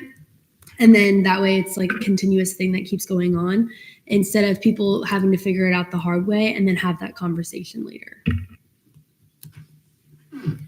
Any other questions, Temple? Seeing no further hands, move to debate. There's been a motion to move to debate. Are there any objections? Seeing none, we're now there, Temple. And then Yamanchili. Also, for the record, yes, I know I'm at my quota of 5 motions. I'm not sure about that, but regardless, so I'm looking into Title III at the moment, and according to 304.6, duties and powers of the Senate President pro tempore, subclause A, subsection 3.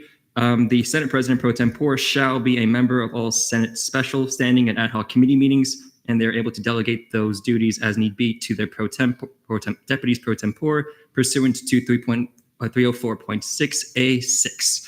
So I'm going to have to be in concurrence with the LJR's committee's decision here because this does seem to be redundant in a sense because of those two clauses I've just specified there. And this very well could be a matter that can be resolved through more effective communication with the pro tempore, as well as the pro tempore making sure that the deputies are able to attend those meetings. And if none of the officers are able, deputies or even the pro tempore herself are able to attend those meetings, then it should be made aware to not just the CRT chair, but any other chair for that matter ahead of time. So I am leaning towards voting against this legislation purely because of the redundancies. First. Although it pains me, I must concur with Chair Temple. I can hear you laughing back there. I understand the point behind the legislation of making sure that we have active communication between the pro temp's office and fiscal committees. However, we already have this part of like in statutes, as well as this seems to be just making the more work for someone, especially because if the DLEG needs to must sit on the committee or must represent the pro temp office on the committee, they have no options of if they can't make it, there's a problem. It becomes a statutory violation. So I'm concerned that this would be a undue burden on the office. Yamanchili. So I'm going to stand by the LJR committee's preference. I do think this is a redundant bill and reduces the flexibility of the pro temp's office. We have 7 committees. We have 3 people on the pro temp's office. It's up to those people how they want to divide their responsibilities and which committees they want to sit on. If one deputy cannot sit on a certain set of committees, even if that's fiscal, the other deputy can take over for them. If the DLEG needs to step back for a week or so, the DSER can take over, and vice versa. I like that flexibility. I don't think that we need to legislate into our statutes that the DLEG must sit on 2 fiscal committees. What if those 2 committees don't fit into that individual's schedule? This was something that DLEG Morissette had brought up, and so I do think we should be considerate of people's schedules and their flexibilities, and being more restrictive through this legislation is not the way to go. So I will be voting against this bill, and I encourage y'all to do the same. Richmond? Oh no, this is hard. I'm leaning towards no, just because I remember last semester I had a doctor's appointment the same time as a dean meeting, and having that flexibility to choose the doctor was nice. And this seems like maybe they wouldn't be able to choose their health, which is bad.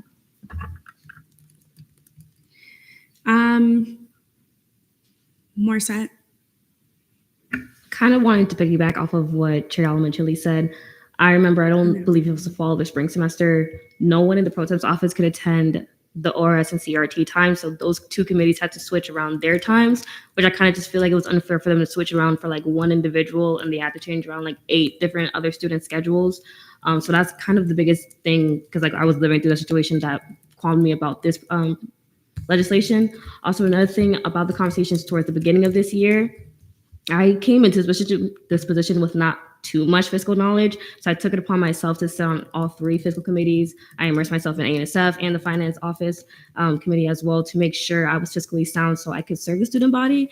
And I feel like when you enter this position, whether you are fiscally sound or you're not, is kind of not expected, but there's a precedent for you to either put yourself in a position to learn or to learn from the pro tempore themselves. So I feel like everybody said, previously, over legislating it is kind of an issue when there is kind of a precedent typically made for the DLEG to make themselves fiscally sound. So that's All right. Is that a opposing opinion? I'll just do a motion to move to vote. Is there a motion to move to vote, since there's been many negation? All right, we're voting.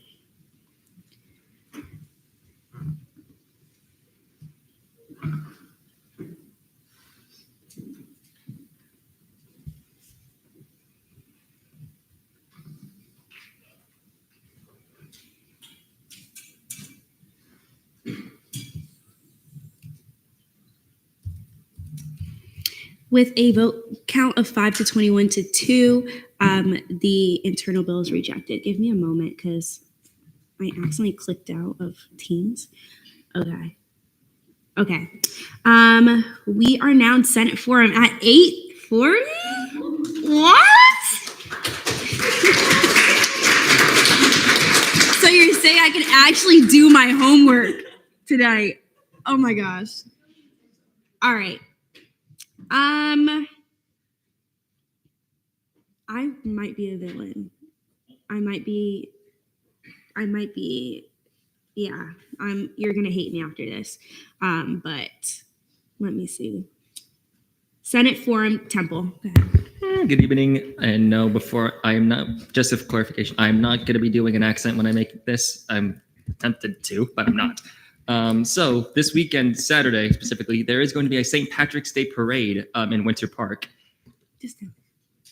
Go ahead. Fair enough. But yeah, so this event is basically just going to be in Winter Park. I will be in attendance. I'll be with Commissioner Emily Bonilla of Orange County. So you might actually see me in that parade. I just put a target on my back. I'm well aware of that. But beyond that, the parade does start at 9 a.m., so it is a little early. But if you guys want to attend, you're more than welcome to do so. And if you want to volunteer, it's even better. Just make sure you're up by 7:15. That's all. Who is next? DeCara. Give me some. two things. There is, I forgot to mention this in my report, so I was like, let me do it here. There's a speaker series happening to the Ginsburg, the grant that I actually benefit from too. I'm in a program here at UCF that student advisory board thing I keep talking about. It's for a $3 million grant, and I've been saying this since I first heard about it. But they just have a speaker series. It's it's the assistant vice president for downtown student services for all our downtown senators. I believe that we should be going to something like this. I'll post the link to the RSVP. It's like 40 seats available, but it's a way for us to network there too, especially to further the relationship we have with downtown services. Like I think really just now, me and Adam were stuck because of how we met with downtown. We're maybe speaking with transportation services sometime soon. So basically, why not go to this and so we can further our relationship with student government and downtown. The other thing is the fair trade resolution got passed. So I'm going to start working with other environmental RSOs so they can come with us when we do have to speak with Cartwright, because we have to go through this whole process. But I want to line up, because I think there's a bioethics club, and it's kind of perfect. And then it's kind of we need to talk to them more so they can be a part of it too. So I definitely want to get RSOs involved, not just me and Sydney involved. So basically there is stuff happening with that. I just want to update y'all on it. I didn't want you to think that I just passed it and that was it. I'm working on it right now. All right. Next up, we have Lopez.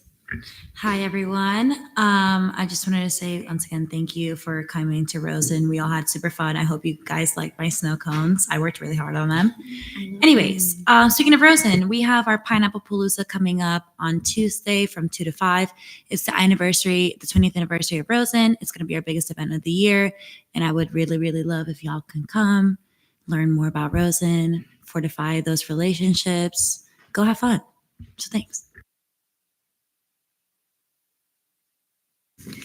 For me, okay, I just want to talk about the banquet just a little bit more. Okay, so I'm trying to think. Oh yeah, the attire will be business, professional, but snazzy, cute. So I will be wearing a plum colored suit or something like that. So that's just to give you an idea of what to wear. It's going to be super fancy, really cool. I am thinking about inviting deans and stuff, unless you guys, oh, this is recorded, but whatever. Okay. But if you guys want it to be just us and intimate, we could do that. So you can kind of be yourselves. Not saying that you can't be yourselves in front of the deans, but I know it's more of okay, now I have to be, so I want to make sure you guys are able to feel comfortable. Cause I know at our banquet last year, we were dancing in the room. So it was really funny. Grace knows. And so if you also are in contact with senators who have resigned and things like that, I do want to invite them as well. I do have a few names on the list, but I miss out on some of them. I would say senators who have been here for more than 2-3 months, preferably, and have significantly contributed. I also want to say, if you are graduating, please let me know so I can get you a stole. I have some stoles in my office. And if you're specifically Senate leadership, let me know. Because I have a lot of student body senator stoles. I only have one Senate leadership stole. And you need one too. You're not this semester? Okay. You need to come back in August though and come get it. But if you are graduating next year and a year after that, you can still come get a stole because you were a senator at some point. So I just want to let you know, because there's a lot of people I know that graduated and didn't come back for a stole because they didn't know they could get one. If you have served in any capacity here, you can come back and ask for a stole when you graduate. Doesn't matter when you graduate. But if you are graduating this semester, please let me know. Come get your stole. You can come get it right after this meeting. So that's all I'll say about that. I will stop yapping about the banquet. The banquet stuff will be sent out soon. Okay. Hers? Oh, and I'll ask for questions at. I have to add something later. Okay. Hers, go ahead. I have two things. One of them is those of you that voted yes on 5541, even though we were all told not to vote yes because they didn't want to use that, you're not paying attention, and that's not good. Part of our job here is to vote on things and pay attention while we're in meetings so that we can be active and effective in our jobs. So please pay attention. When we're doing votes, it's kind of what we're supposed to be doing here. So that's my shaming. Second thing, My weekend's gonna be very interesting. I'm gonna be spending the entire weekend looking at legislation as well as all of our statutes because I'm bored and I hate myself. So I'm gonna look at everything to find some stuff that if it's not used anymore, strike it through. If there's things we can change, we're spending a lot of time next week probably with AG Moore talking about those things. If you want to, I don't know, also hate yourself and do that with me, I'd welcome it. Or if you find things on your own and you want to send them to me and say, hey, if you want to talk to more about this, let her know. I'm happy to do that for you as well if you don't want to talk to her yourselves. So that's it. Yam and Chili. So I just wanted to shout out to all the senators who attended a lecture with Ambassador Max Baucus yesterday with GPII. I know Chair Temple and Chair DeCara were there. It was a really cool event that highlighted essential and important parts of U.S. foreign affairs. So I was happy to be able to help out with the event as an intern at GPI. So I just wanted to say, stay tuned for more events like that. We'll probably have former members of Congress sometime in late March or early April about that. And lastly, I just wanted to say thank you to all the wonderful individuals in this room. So essentially everyone for getting through this Senate meeting so fast so that I can finish watching Dune before it leaves Netflix tonight. At least you're honest. Are you rewatching you're rewatching the first one? Never even watched the first. I won't say anything. I won't say anything regarding it because I'd be mad if someone like spoiled me a culpa for me. So I'll just. Who does anybody else would like to speak? And now this is here for questions. DeCara? Oh, I'm speaking or something. That's fine too. I just it's more of like just so you all knew. Basically, when I took the position, when Akila appointed me as Sergeant of Arms, like I kind of assumed the position of like quote unquote HR. So like as I don't know if you like paid attention. Like I know Chair Almond Chili knows. A lot of people did know. Like I was basically kind of doing like, I did the no confidence. I've done censures. The one thing is though. I don't know if it was mentioned in the report, but like we are going to see a censure next Thursday, and it will. I don't know if it's one of the things. If it gets passed or not passed, it will be seen in Senate. So I do recommend is you understand how censures work when it comes in to here. I think it's Title 9. Like it's like the accountability. Yeah, Vice Chair Hurst will probably tell me in an entire paragraph. That's right.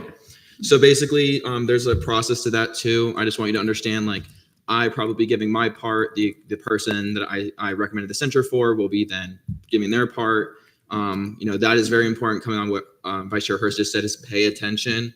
It's just over something that like, I talked to both Senate President Holmes and AG Moore about. It was something I wasn't doing just out of why this, but more of like, holding ourselves accountable is that we do have things to do. And I saw it as a way of weakening the validity of LJR. I actually talked to LJR about it, but you were busy, Yam and Chili, I'm sorry.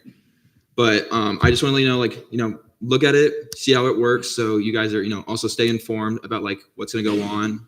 But that's it. It's something like impending doom. It's just understanding how the procedures work. All right. Are there any questions regarding any of the announcements made during Senate Forum? Seeing none, Senate deliberations. I'll only take 10 minutes for this specific deliberation. I apologize, but it needs to be had. Okay, in a more serious note, we are coming towards the end of the session. Some of you guys are returning, some of you aren't. Additionally, we still have, about 4 more meetings after this? So I guess for me, as you can see from the internal bill that we had submitted, there's been a censure. There's actually been 2 censures given out. One just didn't hit the floor. We've just had certain things that happen, And so I guess what I want to discuss and keep it open, there's no repercussion. This conversation, just how you mitigate conversation during our meetings is exactly how this conversation is going to go. There's no repercussions for something that you say, unless obviously if you violate decorum, you'll, but I guess for me, what I want to open the floor is to what bless you. What have you seen that has been working? What have you seen that hasn't been working? Do you have any this is an opportunity for you to put things on the floor for collaboration to make sure that the things that have happened this session don't happen the next session. So making sure we fill in gaps is also an opportunity for you to talk about legislation that may need to be proposed to fill in these gaps, legislation that may need to be proposed to create more support in an area that you're lacking support in as just a senator leadership. Because I know sometimes senators that aren't in leadership roles can sometimes fall under the radar. It's really easy for it to happen, really easy for them to be left behind. So this is just an opportunity to discuss anything that you've noticed that may need to be worked on, may need to be collaborated on, gaps that need to be filled, or anything that needs to be brought to the floor's attention. This is the opportunity for it. D-Leg? I have two things. The first one I would say is when it's an issue, an event, or anything, go through the proper channels. I notice a lot of senators like going straight to the protest office or speaker's office when it's like they could have went through like a chair or a vice chair for something first because it was kind of their realm and then bring it to leadership. So that's definitely one thing that we as just a body could work on is going through the proper channels first before heading straight to administration. The second thing I would say is within the pro temp's office, it's easy to allow certain positions or delegate certain positions more responsibilities than another, just kind of just the way by the year goes. I would say I don't know if you can introduce it's legislation, but with the deputy's position, making sure they have like a required quota. I don't know if we can like position drop or not. So like I'm trying to make this as general as possible, but like make there be a certain like quota of things that need to be happen during a Senate body or during a certain session, because one of those positions can lack more than the others. And I feel like the prevalence of that position is really important with the way the Senate body can function. Yeah, that's it. Before I go to hers, I will say that I was having a discussion about how this is one of the most productive, sessions that we have. Every session it gets better and better, and next year will more than likely be better. And so I think another person and I were discussing was how can we make sure without micromanaging that the next session evolves past, that. And I will say towards the administration thing, it can be a lot, everyone comes to me for everything, but I will say that I'm more than happy to help you all out. But I will say sometimes go to your chairs first, go to your, first before you come up to a specific issue. This is not for anyone specifically. This is just in general, because I can get a little overwhelmed, and I'm sure you're overwhelmed if you're bringing it up to me. So you have advisors, you have committee chairs, things like that. If you are having any issues, make sure you hit all the marks before you come to Akila. And we're like, I wouldn't want to say like final boss level or something like that. I'm not the type to like hand out non-compliances like it's candy. I'll send you an email. I'll probably look at you and you might call you out a little bit, but if it gets serious, I will put out a non-compliance. As you can see, Aiden comes to me before he issues censures. And for me personally, Aiden's trusted with this position. And so if Aiden believes that there needs to be a censure and people in LJR believe so, then, I'm going to allow the process to be done. Make sure that you're relying on your peers as well. I'm not all knowing, just letting you know now. But yeah, Hurst. I think this one's a pretty obvious one. Attendance to Senate meetings. Right now we have maybe a little more than half of our body is here today. And I know that there are people in this room I haven't seen in a while today, which I'm glad you're here. Where have you been? It's a little frustrating because some of you are appointed to these positions instead of elected, and then you disappear. And it feels like you're just here to, get some resume points. And that's not great, because we're not here to just put things on our resume. That's not our job. That's not why we're put in this position. That's not why you want to be in this position. That's what you didn't tell us when you went through ENA the first time. If you're going to be here, be part of our group so that we can actually do things together and get things done instead of having to wait an extra 10 minutes for people to actually show up for quorum. Because I know today we started at 7:15 and people are still walking in the door. this meeting starts at 7. You shouldn't be late. So that's my thing. Yeah, the 7:10 thing is a grace period for sure. I'm obviously expected here to be on time. I come here at 7. Like, I work 9 to 3, and then I come straight here and do office hours 4 to 7, and then I stay here until Senate ends. Obviously, that's something that I undertook because the very first meeting I ran to be your Senate president.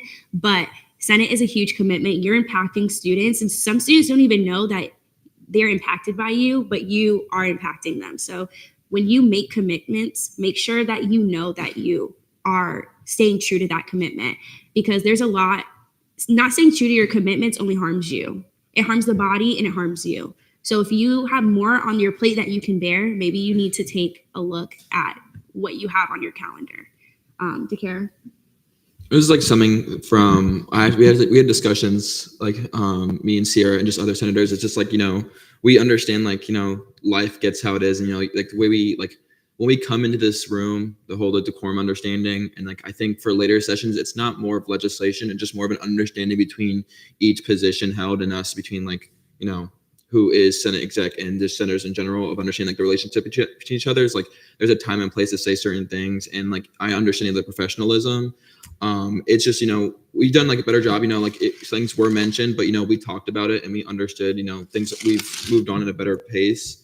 And I feel that, it's not really legislation that you've done. It's more of like a relationship that's set during like Senate orientation and those first few meetings, going through the right channels creates that relationship between each other to understand like, I respect you in that sense, there's a time and place to bring this up. Like there's things that I want to talk about and send it to like, let's say like Adam, but then I wait until we like leave the building because, there's just still things that we are doing in the building and stuff like that sense, there's just a time and place for that stuff. But I think we've done greater at the end of understanding like what we can and cannot say. I knew like with the first censure, that was something I was like, wow, okay.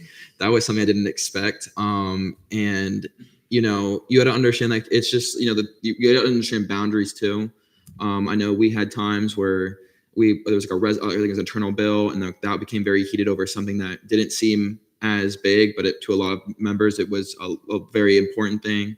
But I think it's more on communication. Us just, creating the relationships between each other as like, senators together, supporting each other, rather than just like, in statutes, we're supposed to do this. It's just, we respect each other. So we just follow the rules in a sense. Anyone else wishing to speak? Torres? Going off of what Hers said, I'm agree with her about the appointments thing. Like, we go through the interview process and all that stuff. We don't get elected. On another point about appointments, I think that when it comes to people who are appointed, it'd be kind of nice if there was a more clear kind of walkthrough about Senate when somebody gets sworn in. Me personally, when I was appointed, it was kind of like I did the interview. I know what Senate was. I knew the process and stuff like that. But after that, it was kind of just like, you're in the committee, you're in the caucus, time to kind of, experience it just firsthand. So I didn't really have like a little guide to learn kind of how Senate works. Like I remember the first Senate meeting, I was like, oh, fiscal bills. I don't know what that is. Did you receive a Senate orientation video? I did, Okay. but it's kind of just like, it'd be nice to have like in-person walkthrough kind of, because I'm lucky enough to kind of be like, I was able to talk to my caucus chair, my committee chair, ask them for like having those little mentors to answer my questions. Mm-hmm. But somebody who's not kind of more shy to reach out kind of would benefit from talking to a person, in person to kind of learn everything. Okay, that's really good. That's good feedback. I will keep that down because I was actually having a discussion regarding some Senate relational stuff. So give me a second.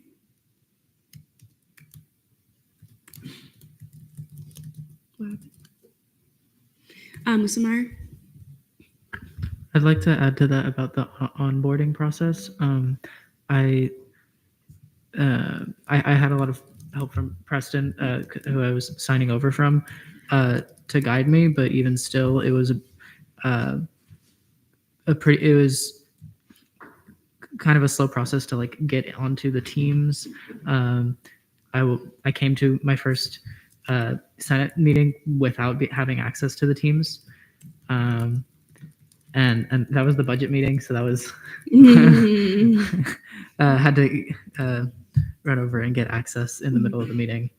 And then also we're supposed to represent RSOs, and I still don't know what RSOs I'm representing. You need to talk to Deeser Matal. I'll give the email to you.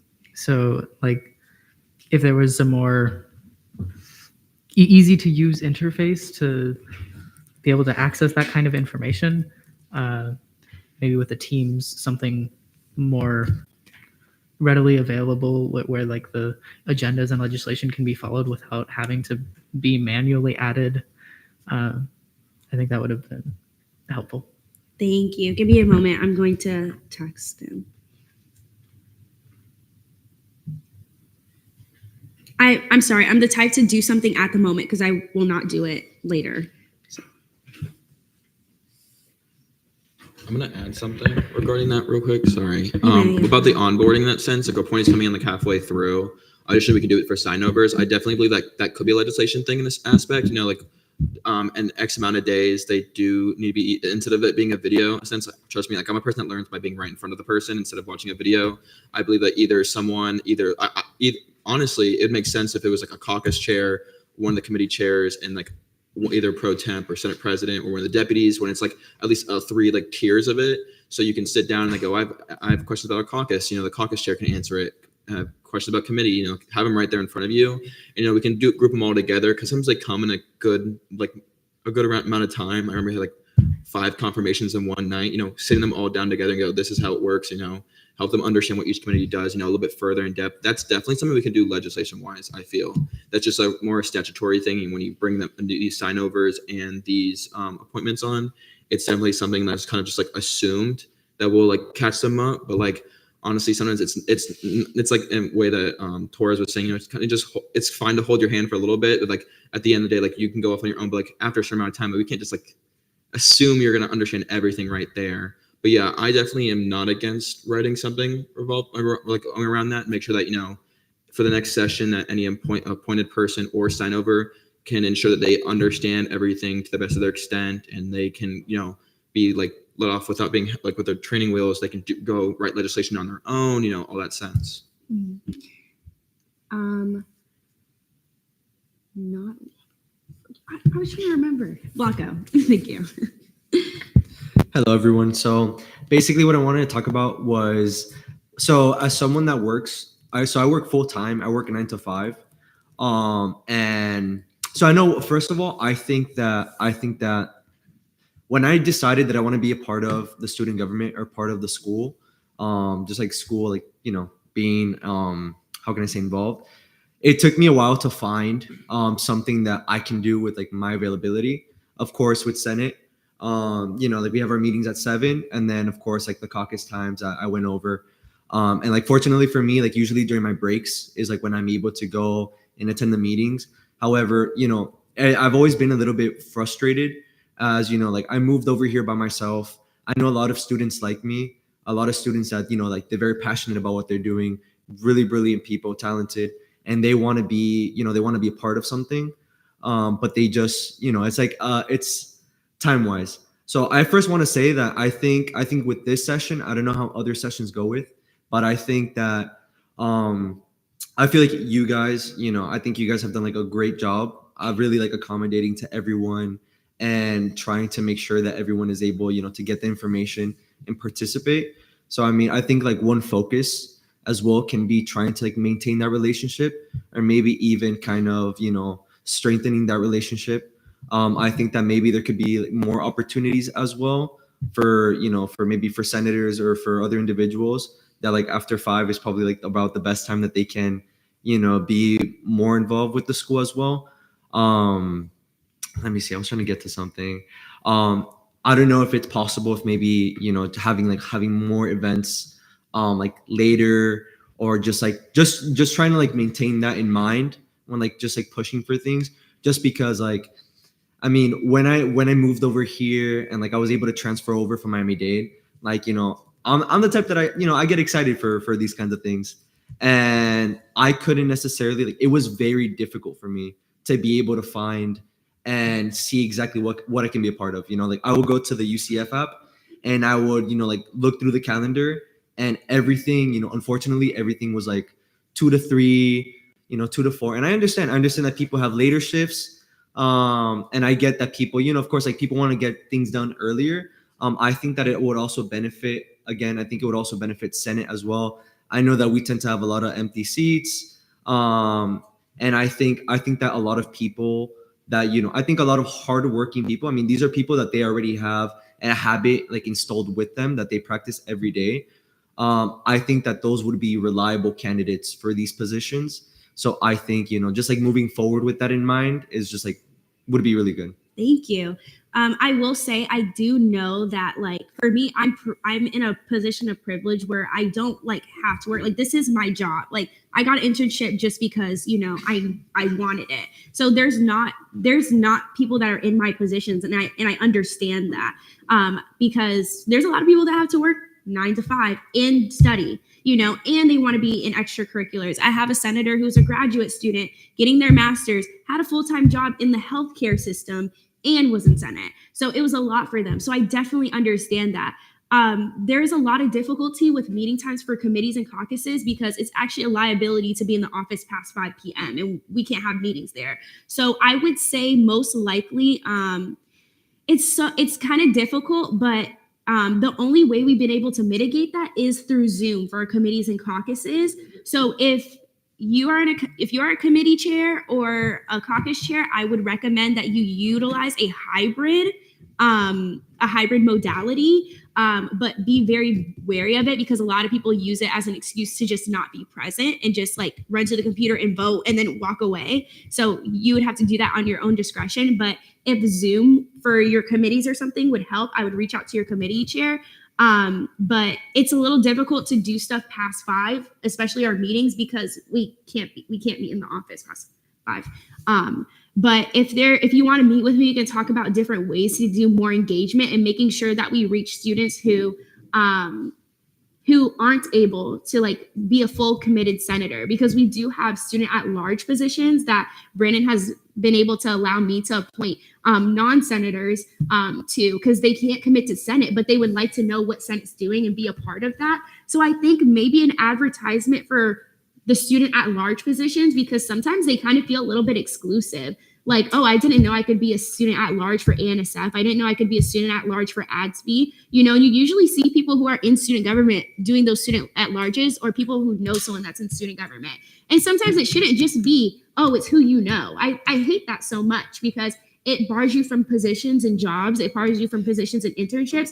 It's a good balance. There should be a good balance, but it shouldn't rely on just who you know. So if you want, we can talk about outside of this, we can talk about ways that we can make it more inclusive to a working student perspective, because I definitely understand that. Like I said, I'm in a position where I don't have to do that. So it's easier for me to look over it than point it out. So I appreciate that.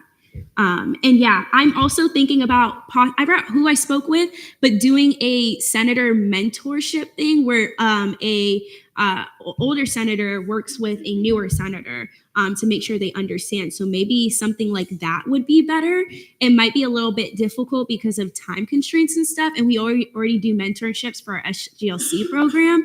But I guess if senators who can't do SGLC mentorships are able to do, you know, mentorships for current senators, we can look into that. But I'm taking all of you guys' recommendations and seeing what we can do with that. Torres, I'll probably add maybe 2 to 3 more minutes of discussion. I don't want to keep you guys here. It's quick. Musimeyer, right? If you go to your email, your Senate email, and search up RSO allocations, it should be an email from the Deputy Pro Tempore of Senate Relations, and that's like the list of your RSOs. Yeah, but they should have reached out to you. That's their job. So thank you so much for that. I reached out to them, so I'll make sure that they're on that because that's one of their only jobs that they should be doing. So is there anyone else? Conti, right? No, you don't speak often, so don't come for me, okay? Let me see. What's your last name? Corelli. Corelli. I knew I was gonna see though. So go ahead, Corelli. So you mentioned, so I'm a newly sworn in senator as well, And going off like what Torres and Musamar said with RSO appointments and whatnot, I see in my email I have RSO appointments from July of 2023. Mhm. Is that still present? Is it allocated for your specific seat? Yes. Unless you want to be like, I don't want this RSO. I want to take this RSO that doesn't have a senator. You can do that as well. You would have to reach out to Discern Matal regarding that. But yeah. And there should be a email template, what you're specifically supposed to send. If you don't see that, email him as well. Is there anything else that anyone would like to speak on before we move on? I know you want to go home. Samilo.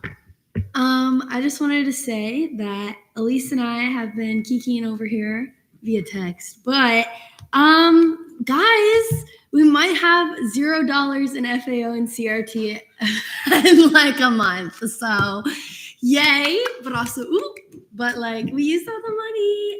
That kind of makes me concerned for the fact that makes me concerned for our ASNF decision, just a little bit. That makes me a little concerned. But whoever is possibly Senate President, if you're in this room, if you're not, or whatever the heck, ask for more money. Please do that because half of our budget goes directly to students. So just letting you know, half of it. That's why it's hard. I feel like how you feel in this economy right now, So I'll just keep it there.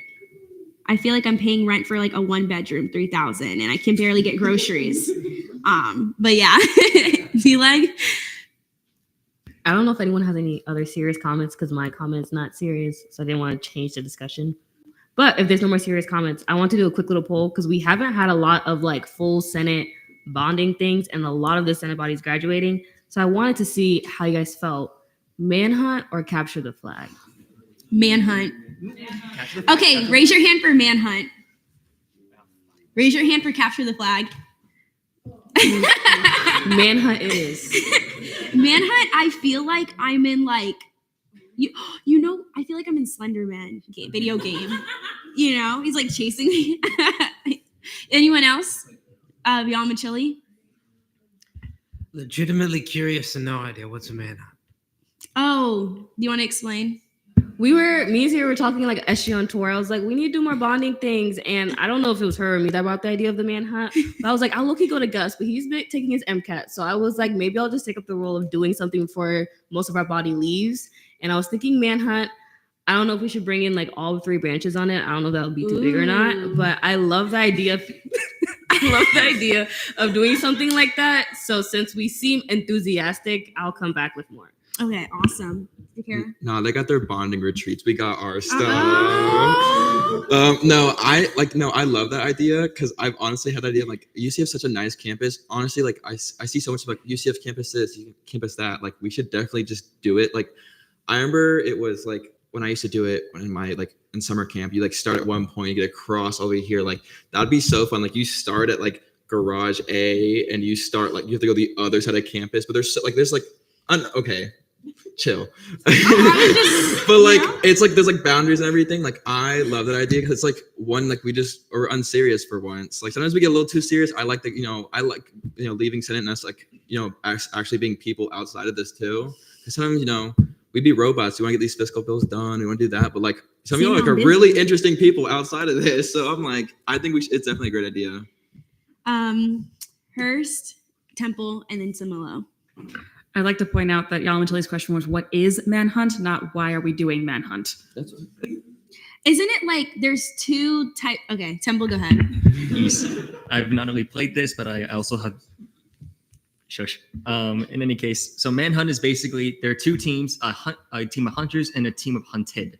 The objective of the hunted is to basically get to a safe zone of sorts. So if anybody plays Escape from Tarkov, that it just basically means try not to get caught. The hunters, their main objective is to literally tag anybody that isn't them.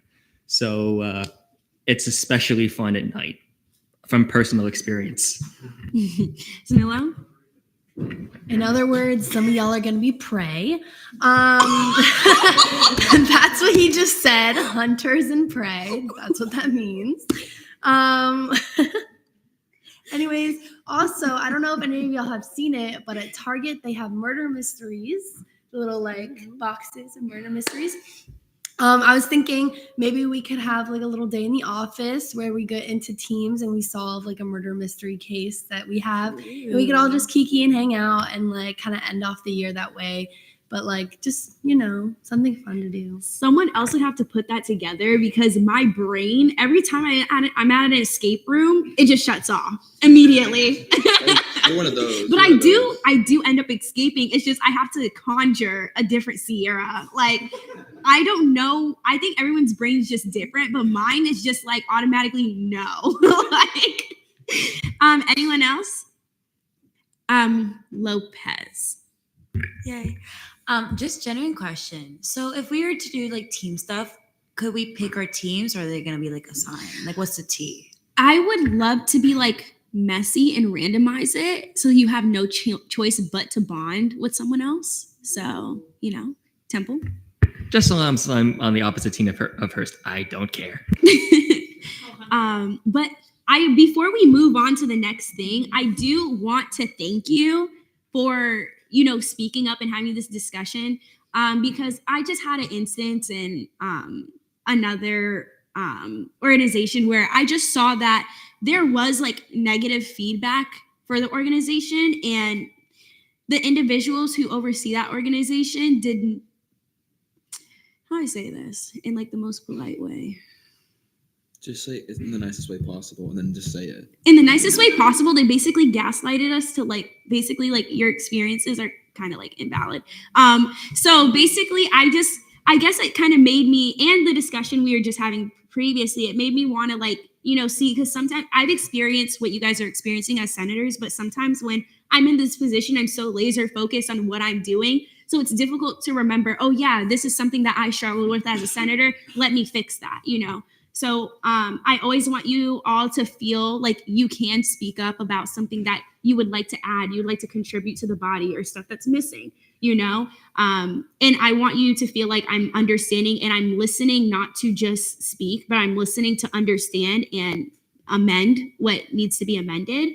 So if you ever have something, an idea that's outside of Senate or something that you want to work on, please let me know. But yeah, I also was thinking about doing some type of like, not professional development where you guys sit here and have to hear some long freaking lecture, but something that can propel you in your careers. Like maybe like a previous senator and past senator and future senator, like networking event or something like that. Like that'd be cool. But I don't know. I'm going to have to cook. I'm working on too much stuff right now. What'd you say? No. Heck no. I'm trying to think. Samilo? Y'all, she was not joking about her research. We literally sat in a dean meeting today, and that's all she talked about for the first like 10 minutes was her research that she's doing. And she's like, I'm on my research kick right now. And like over summer, I was on my lawyer kick. And They I'm like, really girl, listen what are to you that? talking about? Yes, they listen to that. And Christopher, like our little dean, he's just sitting there like,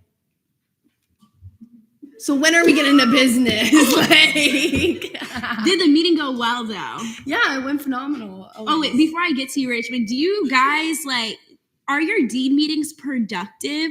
Do the deans actually listen? They're don't over there. Don't even speak. It's okay. I want to say something. Like the one thing I'll say, I love the CCI deans because we mentioned a thing about shuttles. Like 2 of the deans take the shuttles to downtown. Like they put themselves in the place of the students to understand it. And so when we brought it up there, she's like, I actually take it to downtown. And we like created more, and she goes, and then she referred us to transportation services. So now we're like, actually in this meeting while we were doing this, we talked about between downtown, and I was like, what about Rosen? So now me, Adam, and Lopez are now working on a transparency, like understanding of how the shuttles work. But like the one thing I was like, I know sometimes the deans seem like a little standoffish, but sometimes they're honestly like the chillest people ever. The CCIE ones are so open to like listening with ideas. I hope the other ones are like that. I feel like we need to find some way to like break down those walls. I know there was like this stigma, I guess, in the past sessions where like dean meetings just weren't really doing anything. And I guess the deans just kind of saw it annoyance, but like, we're like that first session where it's like the deans are like, okay, something's going on here. So it's going to take time. You guys are setting the stones for the next session and then the next session to create a relationship between student government and these deans. The deans may change, but those changing deans go, student government, like those meetings we have with them, please like listen to them and work with them. Like I know, like I remember I heard it's a bad thing. I was like, CCA was so much fun. Like they were so chill. But and then I do College of Science too. They were super open. Like I remember talking to her and she's so nice. But yeah, I hope all y'all had good dean meetings. Hers, and then Richmond, then y'all, Miss Tilly. My bad, Richmond. I forgot about you. I feel like deeming is something else we can add to like the newer senators, the appointed senators, also to get like more in-depth understanding of the dean meetings. Because I will be honest, because I wasn't here in the fall, I don't know what to expect because I have no idea what's going on in that meeting. And the orientation was so long ago, I've forgotten most of orientation at this point. I'm going off of autopilot in this meeting usually. So knowing what the dean meeting, what I'm supposed to expect, and how to work that dean meeting and how to get everything done. Laurel does a great job with like the prep meeting, but I'm still kind of in the dark. Exactly. I'm thinking is I meet with Akila regarding the Senate orientation video and we add segments to it. I don't want it to be some long, like drawn out, thing. Because if it was me, I'd just be skipping it. So we can see how we can, because the thing is, I'm not going to go into it, but yeah, thank you for that. I'll do Richmond. I already said y'all, I'm in Chile, then I go Lazier. Richmond. All right, I gotta clear my name. So I was talking about me and my little, so like I go through phases where like I really like things. So right now I'm in my research phase, but I was talking about this when the dean was not in the room. And then when he came to the room, I was on business, but the associate dean was in the room. But like, she's basically my best friend and she's into research too. So like, I just love research. For now. Oh yeah, next semester I'll be on lawyer again because it'll be summer. But then I love research. Y'all in Chile? So I just thought of this like 2 minutes ago, and I was wondering throughout our whole session, we have this beautiful thing on our campus called Lake Claire, and why have we not had like some sort of field day? Maybe we should do that. Like we could have like a Pan Senate field day with like football as they call it in the rest of the world, and beach volleyball as well. It's there for a reason, and it's just an idea, and I would hope that y'all are interested. Danny, write that down. Lazier, then Samilo. I don't know why I didn't know this coming into the dean meeting. I didn't realize how beneficial it would be just to know the dean that's already come to help me just through the 2 dean meetings we've had. So we should definitely harp on the benefit of just knowing the dean of your college. I'm just saying, if you really, really know that dean, I don't know, you might get nominated for Order of Pegasus or something. You never know. If you don't know what Order of Pegasus is, it's basically the highest recognition that you can get here at the university, and you get recognized for your accomplishments and your the things that you attribute to the university. I just had my interview like last week. Akila had her interview. I know Gus and Nishan had an interview. You had an interview. How'd it go? It went good. I walked in, the associate dean was sitting there. That's Exactly. So that's like my exact point. It's who you know. The reason why I got in that room, it's who I know. So if you are ever, if you accomplished a lot and you're very interested in it, I would use those connections. Introduce yourself, shake their hand, say their name. I want to work on this initiative with you. It's things like that, because Orders of Pegasus, not only do you get a scholarship, but you get to stand on stage with the platform party at your graduation. And you're separately recognized. You have to stand up. They do this whole thing for you. In front of all your peers that are on the floor at graduation. And so you also get a picture with with Cartwright, and you get to like go into this like private room. So it's really cool. The only reason I know this is because I'm in PLC. So like I see it every single semester. Yeah, hers. And then Samila. My anxiety could never. Samila. Hopefully Danny and Allison can agree with me on this, but y'all are sounding a little too active recently to not be sitting on that flag football team with us. I don't know what y'all were doing then, but we were out there on that field and all y'all were sitting here in this chamber. So I'm hearing soccer and volleyball and all these things, but you weren't there when you had to tighten up and be on the field. So what's going on? No, I was thinking that we have had basically like field days. Like we had flag football. Like we really could have used some help. So yeah, Richmond. that was. But where was the soccer team? Right. Yeah. Right. Because I was Yeah. actually a little upset about that. Crickets. Richmond. Yeah. I mean, I meant Pullman. My bad. Ninth on March 9th. Yeah, I'll go. Just put me down. Go ahead. Just put me down. Eli. I work. Takara. I was gonna say, like, y'all mentioning soccer. I'm just like saving y'all because the last time I played soccer, I played competitive and I broke a kid's arm. So I'm just saving y'all. I got a concussion. No. I'm gonna say this. When it comes to sports, I'm the most competitive person. I played football, soccer, volleyball, tennis, and golf. Like, I've done everything. If y'all want to play this sport, like, prepare to see a different version of me. I'm scared.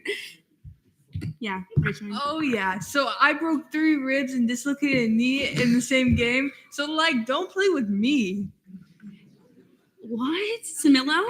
Okay, well, I guess we all have discovered why we aren't as active as we are. I'm scared. No, I'm so girl. scared. Have some restraint. Okay. Temple Denhurst. Look, just as long as nobody breaks somebody's knee while playing feetball, just please keep it civil. Please wear shin guards too. Like, please. Hurst. Specifically for ELA Richmond, please see a doctor. Please. Takara. Soon. I love y'all and I appreciate having conversations. Can we move on to advisor's report? We you can guys talk about okay this with outside that? there. I'm just saying, like, But give yourself a round of applause. yeah. I love y'all, but like, Sorry, Aiden. I was too into it. Like, I was just like, yeah, she's like 2 minutes. I was like, girl, that's 15 minutes Yeah. ago. Like, we Like- gotta. I just love it. I love how you guys are just so fond of each other. Let's see. Advisors report. Interim Brody. If you are in a paid position, submit your time. Let me mute the live stream really quick.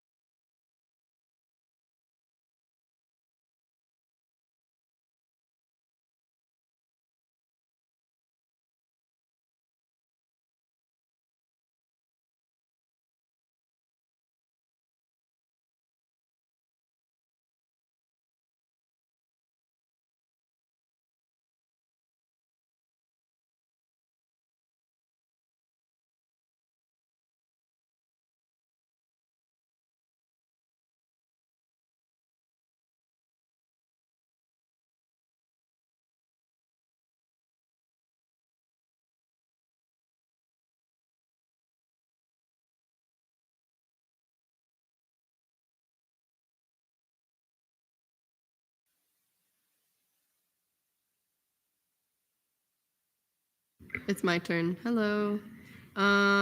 Thanks for going fast. I'm sleepy. Everything's been really stressful, but it's gonna be good.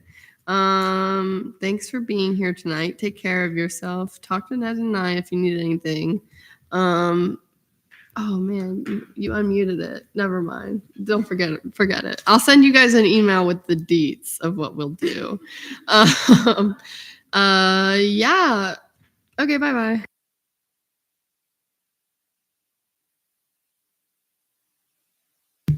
My goodness. Miscellaneous business, nothing. But Sierra's whatever fit check. I'm not gonna go into like the whole spiel that I did because I do want to go home. But I will go with. I'll start out with first tonight. I know. She's on the list. I just don't know where. Danny, can you stand up? Oh, okay. Lopez, let me see. Okay. Do Lopez. I am. Lopez, I'm gonna give you second because I love those pants. Like I'm a fan of pop of color. I mean that skirt. Yes. For third, I'm going to give it to Whitson because like I don't know. I just love the athletic polo with with the shirt. Like I'm such an athleisure. Like if I'm lazy, I'm wearing athleisure for sure. I said I wouldn't explain. Dang. Okay. Honorary. Elise, can you stand up? Yeah. I'm giving it to Elise. Yep. That's too cute. Yep. Okay. Final roll call. I'm gonna give it to Richmond this time. Oh my gosh. Motion to adjourn pending final roll call. There's been a motion to adjourn pending final roll call. Are there any objections? Seeing none, we are now there. Pack up quietly, but you may pack up. Thank you. Yamanchili, final roll call. I mean, wait, did I say there's a motion, right? Okay, yeah, Yamanchili. Thank you, Madam Speaker. Lazo. Absent. Trainer. Present. Corelli. Present. Morissette. Present. Temple. Good evening. Guerrero. Oh, sorry, resigned. Blanco. Present. Polera. Present. Caringle. Present. Datlas. Absent. DeCara. Present. Butler. Present. Conti. Absent. Shannon. Present. Lazier. Present. Fintel. Absent. Hamid. Absent. Rose. Here. Whitson. Here. Brown. Present. Similo. Present. Humayun. Present. Patel. Absent. I am present. Lutra. Present. Acosta. Absent. Lopez. Present. Hashimi. Present. Duke. Absent. Torres. Present. Holmes. Present. Hurst. Present. Fuchs. Present. Musemeyer. Present. Freehafer. Present. Federico. Absent. Pullman. Present. Richmond. Present. Vasquez. Present. DeMarla. Absent. Mittal. Absent. 31 out of 30 out of 41. Quorum is verified. I hereby adjourn this meeting at 9:34 p.m. Get out of here. Can I have Samilo and Laurel and Morissette come over here, please? Thank you. You're not in trouble.